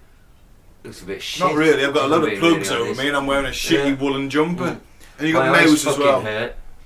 And you got Mouse as well. Mouse, is that the little blonde one? Yeah. Because he used to be on either Home and Away or Neighbours. You said that one to of me those. yesterday, didn't you? Yeah, like, yeah. Which is strange. Did you get back Cypher's name, meaning? I only know Cypher from 40k. Decipher. Yeah, it does mean that as well, yeah. It means the number 0, so you got 1 and 0. Ah. The 1, Cypher the 0. You got good and evil, Bloody balancing. hell. And that was the thing that annoyed me a bit. 3 like is that an you just had onion. another At Cypher. one point, you actually see fire in his eyes, in the glasses, in the reflection. It looks like. Yeah. It looks, you know. Well, he's essentially sort of the Antichrist in this Yeah. scenario, isn't he? And it also means Cypher also means something of no value or importance. So I'd have been Cypher in this scenario. I'd have been like, you know what, this is shit. I want out. Yeah, I would. Like I said, I'd been thinking blue pill, blue pill, blue pill all the way through from the second they pulled the thing out of the back of my head. Yeah. How the fuck do I get back in? Yeah. Plug me back in, please. Sweet bananas. So Neo then gets the tour from Morpheus. They plug him into the thing, plug him in, put the spike in the back of his head, and he's then plugged into a computer program. Morpheus gives him the what is real spiel, and gives him the history. So let's go to the what's happened. I like how you referred to the dialogue in the movie as spiel. The undertone I'm picking up there is, can we just hurry up and get to the fucking machine guns? Yeah. Yeah. So, what happens when they... Oh, is this where he starts learning some stuff? This is where he learns stuff now. So this is where he gets Right. the meat and bones of it, in my opinion. Not the... I know Kung Fu. You know, so the world of 99 is basically a neural interactive simulation. It's the Matrix. In the late 90s, we created AI, artificial intelligence, and we marvelled at our own genius. Aren't we great? We're fantastic. yeah. Problem is, that machine then gave birth to a shitload of other machines, which you could all think. Oh. And before you know it, humanity is fighting machines again. When will we learn humanity? Exactly. Don't these guys read comics? And we also had this brilliant idea, right? Because Morpheus looks up. He's they're in the simulation of what the world is really like. There's a ruined New York in the background, and he says, "We don't know who scorched the sky, but what we do know, we don't know who struck first. But we do know we scorched the sky because the machines were dependent on solar power. So we thought that cutting that off would, Not fuck the things best up. move. Right. So we must have nuked the sky in some way as a desperate last resort weapon. At that point, is it worth nuking the sky? Well, no, because it's going to kill all life form anyway. Exactly. So basically, it was a suicide sort of pact, wasn't it? It didn't Yeah. work. if you can't have it, Yeah. if we can't have it, you ain't having it Yeah. either. Yeah, bastards. But it didn't work. No. With batteries. Yeah, I like the phrase he says in the Morpheus is talking to Neo, and he's like, I'm trying to free your mind, Neo, but I can only show you the door. It's up to you if you wish to go through it. Most people are so inured in the Matrix, they fight to protect it. Yeah, and it's that choice again, isn't it? It's like, this is all you. You're taking that left-hand path or that right-hand path, and you're just going down it. Do or do not. Exactly. And he does get a bit of cognitive dissonance, doesn't he, Neo? He's like, no, it's not true. It's all bullshit. And he's no, Morpheus is just like, no, it's true. Suck it It's up. one hell of a thing to... It is a bit of a thing to Suck it drop up. on you, though, isn't it? Suck it up, Neo, you bitch. The apocalypse happened, get over it. Yeah? Everyone you ever knew was not real. Yeah, pretty much. Well, they are real. They're a human in a... Oh, in a pod. But In a pod somewhere, your but- relationship and experience with them wasn't real. Nope. So everyone you've ever fucked, you didn't really... His Willie has never actually been in a vagina. No. All that time, I had the tongue down. I was going to try to quote Red Dwarf, where he gives him a memory, and he's like, when I thought I had my tongue down, when she had her tongue down my ear, it was your ear, because he's planted a memory from his That's own right, brain yeah. into Rimmer's. Lisa or something. Yeah, Lisa Yates. That's it, Lisa Yeah. Yates. But yeah, sorry, that's not really related. But yeah, my point is, sorry, I'm just saying, poor old Neo, he must be contemplating. Think about it. Imagine finding out all the sex, all the girlfriends he had. You know, he's a good-looking dude. I know he's not like greatest personality, but and he's Snake from The Simpsons. But you know, it's all like none of it was real, man. I didn't actually pull that beautiful woman. You would freak out. Damn it. You would freak out occasionally. God. You freak out knowing that was none of that was real. And all of a sudden you're living Here's on a this moral. shitty little cold Here's ship. a moral You question. can understand why Cypher wanted to go back in, can't you? Yeah. Let's do some philosophy Gaz style. Nah, Okay. don't judge me. Go on then. Let's say I've been taken out of the Matrix and I'm hanging around with Morpheus and that, and I'm like, oh, my girlfriend isn't real. Fuck. If I found her pod, bear with me, and I didn't necessarily unplug her. I can see where this is going. You want to get in the gel womb and make love to her. Yeah. I think the problem you've got is the robot spiders on the alert for people getting out their pods. I think that's the issue, because they know. But are they alert for perverts? Trying to get in the pods. It's probably not in there. Podcast running about. It's probably not in their programming, because everyone's There in a you go. pod, so yeah. They probably wouldn't know what But to they do. might notice you hopping from pod to pod looking for your girlfriend. Yeah. That's true.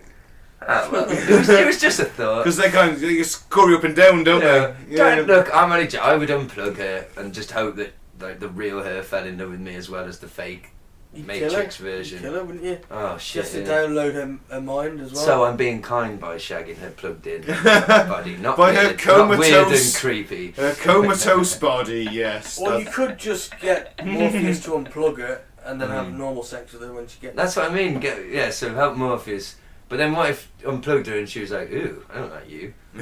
Well, that's I've it, got all 'cause these plugs in me. I feel gross. Well, no, because the thing is, the Matrix, it's the residual self-image. Oh. So you look like what you think Yeah. you look like. It's the brain thing. Oh, I would be so hot in the Well, Matrix. this is it. This is Oh my my this is God. my argument why we're not living in that Matrix, because I would look a lot better. Well, maybe you're just not thinking hard What enough. Smith says later on What's that? about Oh yeah, the human brain couldn't take it. we'll get to that. Yeah. Oh, if we were all super gorgeous, Yeah. we'd Yeah. be... But wouldn't it just be like the last days of Rome, where we're all just orgying and... Yeah. everything's What great? a few years that'd be. You know, till it all goes wrong. More. So let's just skip back to the things. Oh yeah, let's go back to the film. Yeah.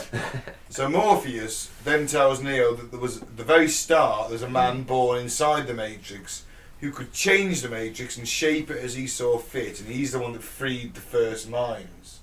So basically, the one, which is what Morpheus thinks Neo is like a bit of a glitch, and he's effectively a glitch, isn't he?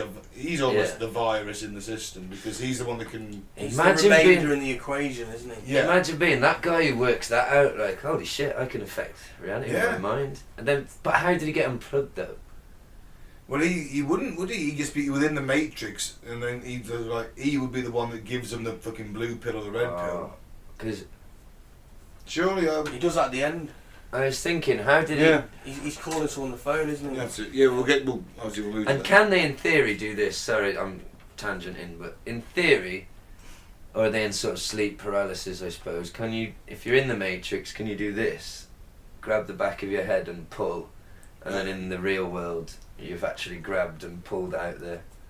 And No, you'll because die. if you're in the Matrix and your brain's in there, you'll die. Your brain, because your brain's projecting the image, so it's like. Because he says what it says. Well, we'll get to it on in a bit. But we'll explain that. We'll explain that point shortly. Okay.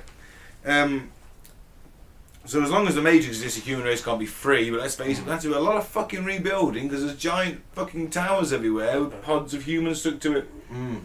Yeah, they knocked that up quick. But there is one last human city. It's underground. It's close to where the core of the Earth is, so it's still warm. It's Zion, And they like which to is a bit rave. cliched in my opinion. It means a world to come. Do not go on a reggae rant. And in then. Kabbalah, I'd love a kebab.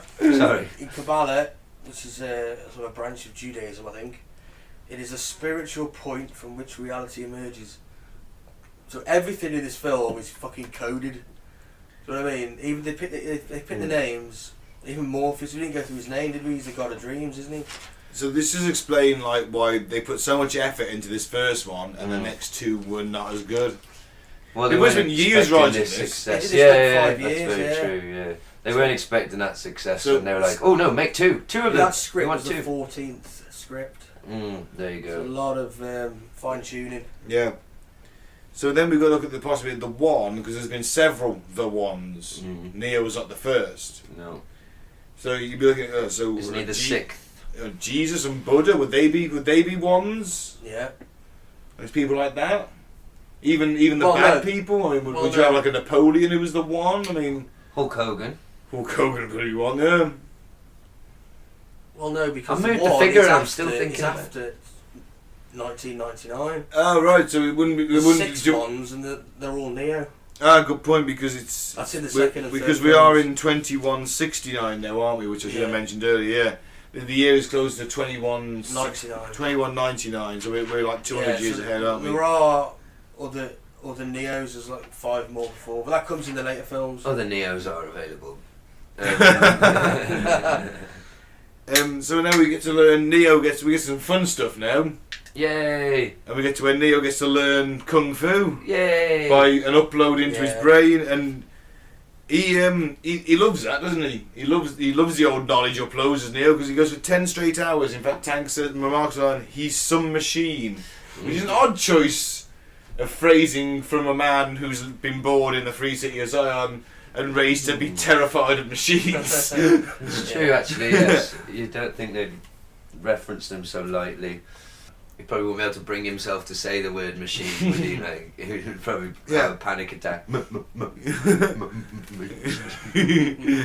But yeah, so he learns kung fu. Basically, you see a little montage, or training montage, or Matrix-style training montage of, kung fu, drunken boxing. So I've always quite like the sound of one learn drunken boxing, just pissed up and punch somebody. I thought that was drunken No, boxing. it's not that bad. You pretend to be drunk to throw off your opponent. Oh right.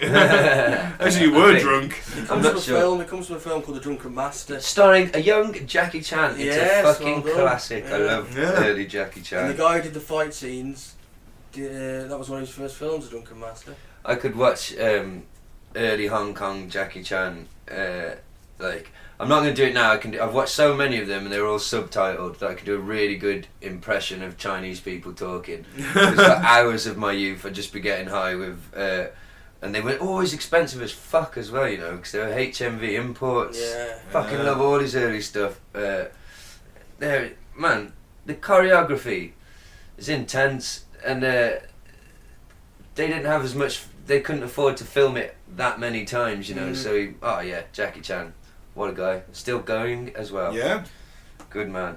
But this sort of kung fu in the movie is all kind of sort of wire work. It is, yes. And this inspired that was a trope of a certain Hong Kong type of. It was a Hong Kong thing basically. It wasn't a Western Hollywood thing right. at that point. When.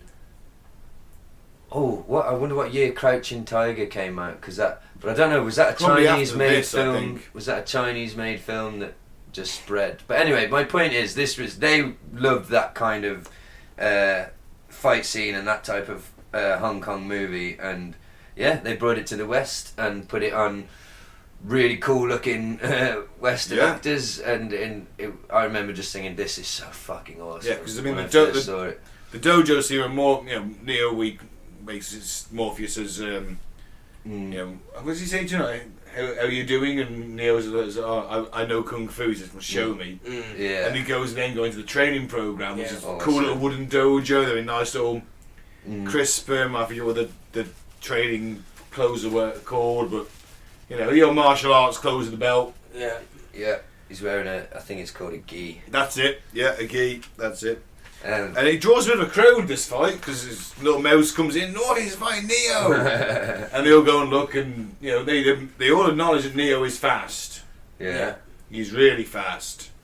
So because they all think he's the one, they all know Morpheus thinks he's the one. So they're looking for the positives, aren't they? Yeah, Mouse actually says, Jesus Christ, he's fast. Ah, yes, he does. Yes. But Morpheus basically is trying to teach him that some rules can be bent and others broken. Yeah. So in the Matrix, you haven't got to abide by the rules of gravity because it's all fake. So you can, if your mind is free enough, bend those rules and break others. So you can flip off walls and do cool shit and run around and shoot people and cut. He says, "You think that's air you're breathing? That's air you're breathing on." No, it isn't. You're technically not in the room. No. So it's that point I would be like, oh, and grab my head and my head would explode. But you know kung fu. Basically Morpheus as well. He's like, hit me. That's what he says to him. Hit me. Try and hit me, because obviously he must be the badass martial artist in the group. Oh yes. And it's worth pointing out that I read, and it's obvious when you watch it actually, that the actors did as much of these fight scenes as possible. Yeah, they did. Because you can actually see their faces, see them performing these moves, which is awesome. And Keanu Reeves, apparently, because he had to wear a neck brace because of an injury he had while filming, his character doesn't kick very much. Apparently, I don't know if you noticed that. I've seen him kick a few times. But then it depends when they were filmed, the fight scenes. Because this is probably the most intense, pure martial arts fight scene in the movie. Every other fight scene, he's not against people who know martial arts. I mean, Smith doesn't. I suppose Smith does a bit of martial arts. He's more like a brawler, isn't he? Yeah. A brawler who knows what he's doing. So CIA martial art kind of thing, in a respect. Yes. Sorry. And because they try the jumping across the buildings as well. Yeah. As you're bending gravity, aren't you? Because you know it's not real. Is this where he falls and goes through the concrete? Yeah, and gets popped back up. Looney Tunes. Yeah. All the crew are quite disappointed by that, aren't they? What? That he's not dead? No, that he didn't make the jump. Because apparently everyone fails the first time. Everyone falls the first time, is what they say. Well, that would mean even the one. Exactly. Falls, yeah. Chill out, everyone. Get off his back. He man. all this Don't put pressure on him. Yeah. Come on, it's his first day in this fucking. Like you said, your brain would be a bit, And he's just spent 10 hours having fucking martial arts shoved into his brain directly. He's just been rebirthed. He's like a baby in this world. Yeah. And they criticise his lack of fall, his lack of jumping. It's terrible. I just thought of something. If RoboCop met Neo, the spike in his fist, how he plugs into machines, he could put that in the back of fucking Neo's head and walk around with him and operate him like a puppet. No, I was thinking teach him what he knows, but okay. Literal human shield. Yeah, because Neo can stop the bullets coming at him. He just holds him up and shoots with his other hand. Oh fuck, somebody draw that for me. That's so cool. Can we pause it there a sec? Yeah. Right, so Mike, you've do you want to do the philosophy then? Your little philosophical point about the rules being made and not broken, and the air you're breathing now. I'm presuming it's going to be something along those sort of what our senses perceive line. Yeah, with some everyone's heard of this, haven't they? If a tree falls in a forest and no one is around to hear it, does it make a sound? Yes. Yeah. I've also heard what is the sound of I didn't hear the tree. I didn't hear the tree, but I have heard that proverb before, and I believe the answer to it. I know you might say greater minds than mine have tried to come to this conclusion and not found one, but I think the answer clearly is yes, it does make a sound. Obviously. Yeah, of course it does. Yeah. You're just not there to hear it. Yeah, but a sound is something that is. But no one's there to hear it, but it still will make the fucking sound when it falls over. Yeah, it will, because that's physics. It just won't be received by anyone's ear. Yeah, it will be a rush of air caused by a falling tree that makes into a sound. Come on, science, boy. Yeah, okay, it's science. Possible, yeah. You're the one with the physics, Mike. Am I retaining my science crown here? Am I the scientific advisor? It's like Schrodinger's cat, isn't it? It's in the box and it's but that's a thought experiment, isn't it? It's all theoretical. Same with this one. I mean, but it does make a sound. To hear a sound, you got to have a receiver. I mean, there's some animals about. They heard it. It's a woods. No one. I assume that means nothing. Well, if it says nothing, then fine. But it says no one. If you broadcast a signal, a radio frequency, but there's no receiver to receive it, you've still broadcast it out there. Yeah. There you go. The Yeah. tree will still make the sound, Yeah. in my opinion. Okay. Yeah, possibly. I don't know. Come on, Mike, get off the fence. You can You're use a science. science expert. You should be. That's a philosophical argument, and we're applying And science. me to and it. Gaz of all people Yeah, are applying that's definitely right, science to it. Okay, but if the tree exists outside your perception, how do you know that it really exists? Oh, here we go with this fucking. Yeah, we're not in the perception. We're not in the matrix. You're asking a straightforward question. If a tree falls in the forest, Yeah. I'm willing to bet a tree just fell over somewhere in the world. guaranteed. Somewhere in the world, a tree just fell down naturally. It made a fucking noise. I wasn't there. Yeah. But It I made a know. noise. It crashed into stuff. Oh fucking! Do you know what? I was feeling pretty good, a bit of a good mood. I haven't watched any Alex Jones this week, but I want to fight a philosopher now. Mhm. I'll make him feel real.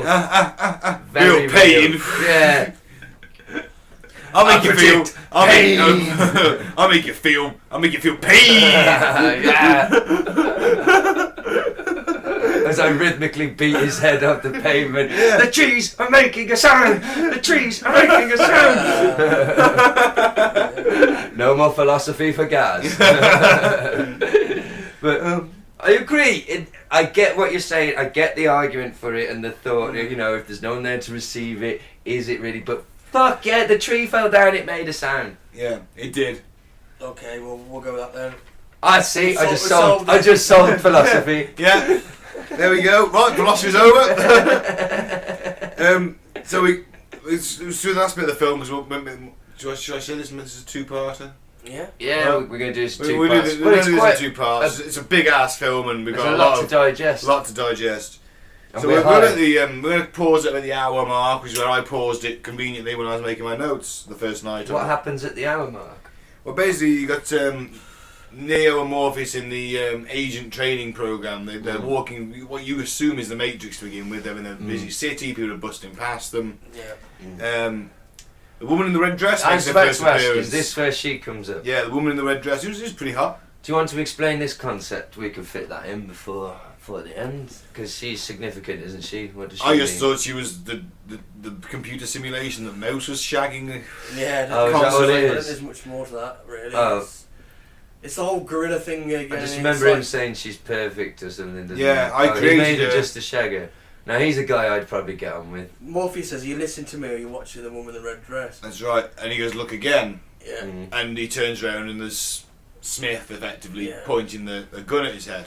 Mm. That's when he says Now then. an agent can be anywhere, Yeah. anyone. Here you go Agent then. ascension programs, they can move into anyone still connected in the Matrix. I have a real world example of this. On one of the courses I did for driving, I believe it was called Drive to Survive. Nice. They did this test where he says like, okay, I'm going to show you a picture. It's going to be of a breakfast table, and I want you to count the knives and forks. And, okay, so the picture comes up. You know, you get a certain amount of seconds. You count the knives and forks, and he's like, okay, what colour was the tablecloth? And you're like, shit, I don't know. And the point of it was to say that when I'm driving and I'm looking for an address, I'm looking for a street name or a building, because I'm focused on that. Perception is really, there's so much I am not seeing, yeah, basically. makes sense. Yeah, it was quite What interesting. goes back to What he's saying, and yeah. what Ike says about. Oh yeah, Mr. Ike too, yes, definitely. But what colour was the tablecloth? I can't remember. Oh, I thought you were taking notice of it But the after. thing is, Ben, I turned to the instructor and I said, there were no spoons. And then we had a kung fu fight. Nice. In the education office, yeah. Did you win? Beat his head into a toilet. It smashed very cinematically. Fantastic. It was fucking ace. Didn't pass the course. Fantastic. That didn't happen, listeners. I can't do kung fu, so if anyone sees me in real life, don't do kung fu on me. Or smash your head into a toilet. Yeah, don't do theatrically. that. Unless you're a hot dominatrix woman, then I might You know be. your head smashed into a toilet. Well, That's you have a concussion after that. I'll try anything. That's you unconscious and a concussion. Yeah, I guess. With your skull bleeding. You don't want that. Toilet It's water. a trip on to the me. A&E. Toilet water in the wound. Yeah. You don't explain that to a nurse, do you? Trip to the A&E. Uh, What were you doing? I don't know. definitely an injection, I think. Having a, Tetanus. fight, having a fight with the dominatrix. You smashed my head into a toilet theatrically. But I got a couple of good licks. You should have seen it, nurse. You should see the state of the other person. So yeah, fuck knows how I got there. Oh yeah, I was doing something sensible and real. Yeah, perception. It's easy to, pull the wool over one's eyes and miss things, to be honest. It goes back to our gorilla guy earlier, actually, doesn't it? Do you know, and another perfect example, because I drive to the same places, say, every week. I'll deliver to the same shop on the same day. Sometimes I'm doing a route that I've driven hundreds, if not thousands. I've been doing this job nearly 10 years, so I'm not exaggerating to say thousands, maybe, some of the places. Anyway, sometimes I'll look up and just notice a building or something that I just never fucking seen before, and you're like, how did I not notice that? All these times have come past and never once looked up and seen that. So, yeah, it's kind of, they're agents, we're not looking for them, are yeah, they? That's it. And I did enjoy, I posted it sort of ironically, but I did think it was quite funny actually, that Agent Smith meme I posted, that it was basically like, when you start questioning the narrative of the government, the other person automatically turns into an Agent Smith and starts shutting you down and telling you you're a lunatic and a conspiracy theorist, and that's crazy talk. Of course there was only one shooter. I think that it does happen, doesn't it? Yeah. Not all the time, but I thought it was quite funny. Yeah. Don't Agent Smith me, bro. Yeah, this is why this film is such a great allegory of the real world. And it's also, well, maybe I'm jumping the gun, but we did touch on it earlier. Well, quite a bit. An allegory for Christ, I've heard. Yeah, we've been through that. But so is my favourite movie, RoboCop. Yeah. Isn't anything with a bit of resurrection basically could be considered? Yeah. It's all kind of that hero's journey thing, isn't it? That you have to come back from adversity to rebuild yourself and come back again. Technically, Jesus was a zombie. Strictly speaking. Yeah. Interesting, isn't it? Speaking of zombies, Shango. But I'm trying to think of other stories where the hero sort of dies and comes back. Jon Snow, Game of Thrones. Don't watch it. Sorry. You watch nothing. I watch wrestling. You know nothing. You know nothing, Jon Snow. But I hate the fact that I know that quote. You know nothing, Jon Snow, because enough people talk about it. I essentially watch wrestling documentaries, and YouTube. I watch weird people making weird videos on YouTube. Have you got the Rise and Fall of the Ultra Warrior documentary? Is that the one where they completely slate him? Yeah. Isn't it called The Self-Destruction of something the like that? Yeah. Have you got that? No, I have seen it though. I want to watch that again. I watched it years ago. It was actually they do a real hatchet job. Even though it was an utter hatchet job, I still found it quite entertaining because the Warrior fight footage, which I hadn't seen in years. Well, the thing is, I know I could watch it all on YouTube, but it's not the same. You don't look for specific things, and it's like, I can watch it all here into a highlight form. I have to point out, I do have an Ultimate Warrior tattoo. Now that is because the character had such an impact on me as a child. It's an important logo to me. The man behind the character, I make no defence of him, he was a fucking bigoted lunatic. He was. He was a fucking crazy person. But, just before he died, they didn't know he was going to die, they realised, hey, we know he's a prick, but he's mellowed a little bit, he's got daughters, apparently having young children will calm a man down. And we can make fuckloads of money off that logo still. Shit, because that logo is still his mask, cool as fuck. They put it on a t-shirt. They're still using his memory to this day. They have like the Ultimate Warrior Award, and they're like these warriors against cancer things, selling t-shirts with that logo and some cancer charity on there as well. To this day, still making money off that logo. But the man behind him, he was a fucking bigoted, homophobic, not a very nice person, to be honest with you. But he made some weird cryptic remark before, literally, because he was in the ring. Like he predicted his own death. It's really weird, Mike. He was in the ring. He'd been inducted to the Hall of Fame. He came back. The music came on. Everyone went nuts. Because people like me and Gaz were in there who were in their 30s and still got wrestling shows. Men in their 30s who bought a t-shirt and a mask. He was a warrior. We'd remember that. The kids wouldn't. But it was all the older dudes making. It was all the dads making that noise. Yeah. And he did this speech, and he was always very rambling in his speeches. And we will tie this to the Matrix, because I have thought about this quite a bit. Obviously, the tattoos on my arm, I think of him fairly often. So this speech, Mike, he talks about how a man one day will breathe his last breath, and like his heart will beat its last beat, and he says though, but if that man entertained and told stories, then those stories will pass on, and the man will live on through those stories and through the people that tell them. Brilliant. Yeah, completely coherent for him, really. Actually, was in the next day, walking along, drops dead. Didn't he go? Didn't he leave the ring and do it? No, it was next day. I heard he left the ring, it was next day. got into the backstage area, killed over, they called an ambulance. Wasn't quite that quick, but it was the day after. Now, I've thought deeply about this, well, fairly deeply. Did he, do you think, subconsciously, so obviously not conscious, subconsciously know something wasn't right in his body? Yeah. Do you know what I mean? That his heart... They do say that the mind has the power of a pocket calculator, and the unconscious is like a supercomputer. Yeah, that's apparently what controls us all the time. Maybe, isn't it? so his subconscious mind knew that his heart wasn't beating right. And so his conscious mind gave this sort of speech. Just put a little doubt into his like conscious mind. It's like a glitch in the Matrix, is my kind of, like almost having a sense of his own destiny without knowing it, and really quite, and even though I've just said he wasn't a nice man and had some bad views, his death was still tragic because you'd just seen for the 2 days previously at the awards shows and all that, him parading really proudly his 2 really young daughters, so, sucks for them. But I just think I was thinking about that all the time, like he must somehow subconsciously knew, I think, that his heart wasn't. Or maybe he had some kind of warning, because let's face it, wrestlers in the late 80s, early 90s. Oh, they abused their bodies. There was painkillers, there was steroids. Yeah. There was, and he'd seen a lot of his generation go down around him. Yes. Do you think maybe that he was making that speech effect. with the full intention of not living that much longer, because he knew he was, mid-50s? I think so, 50 something. Yeah, maybe he thought, well, you know what, there ain't many that get past this, I'll make the speech now. And then it was just a bad time, a cosmic joke in a way. Did any of you click on? I didn't, because I thought, I don't know how silly these are going to be, but I saw a lot of on YouTube. 7, for example, 7 examples of glitches in the Matrix, real world.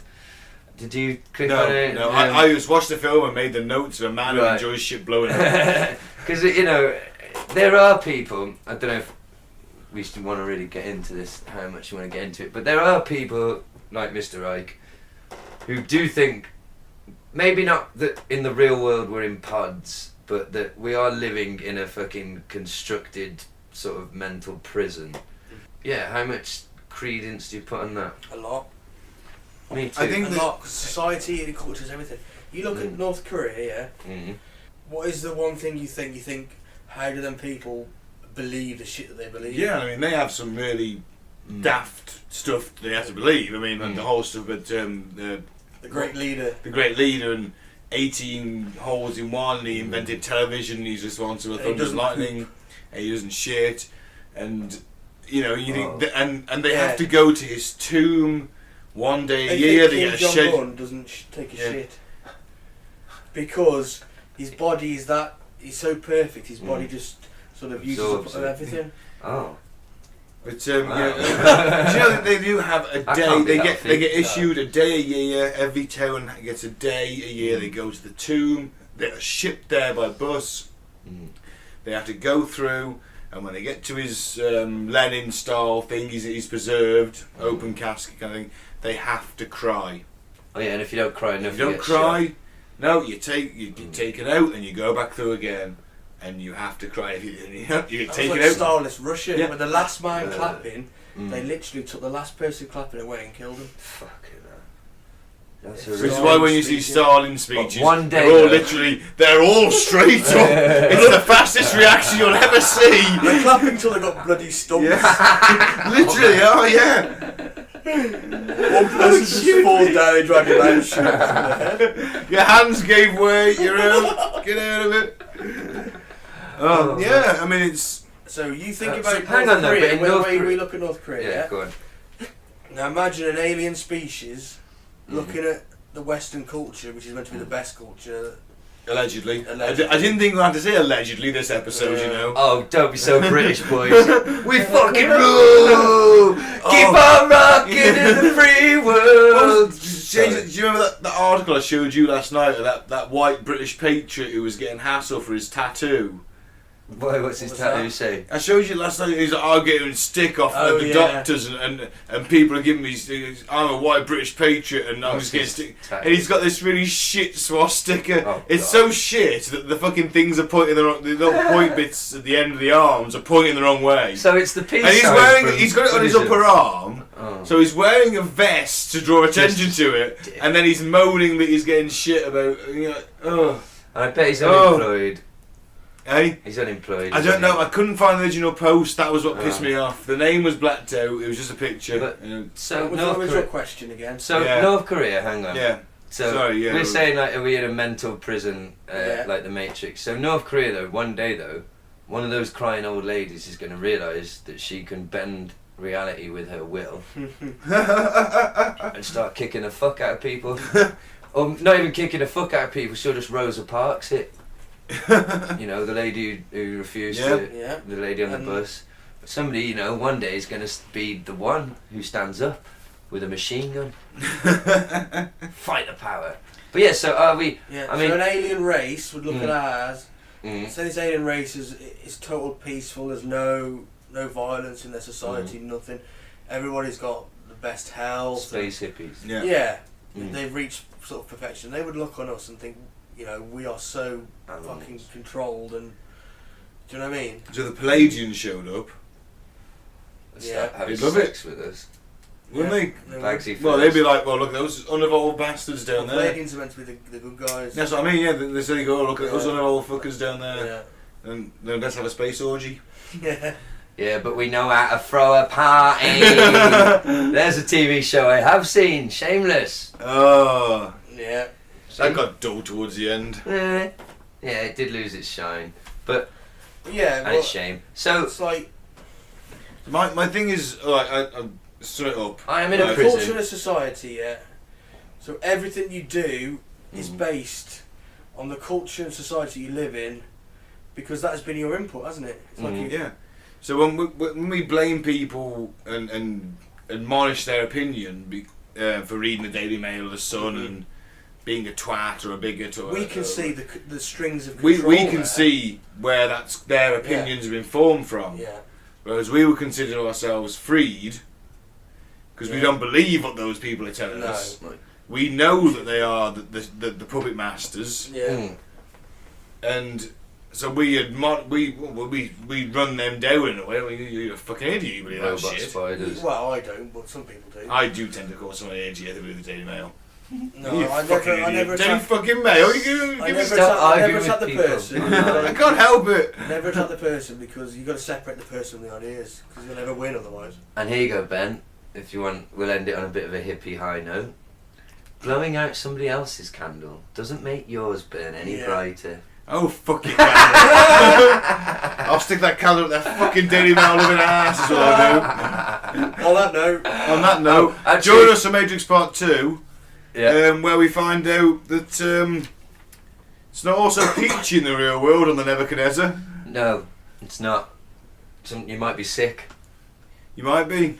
And you may find out there's someone who's not very nice living amongst you. Oh yeah, he's a right Lando.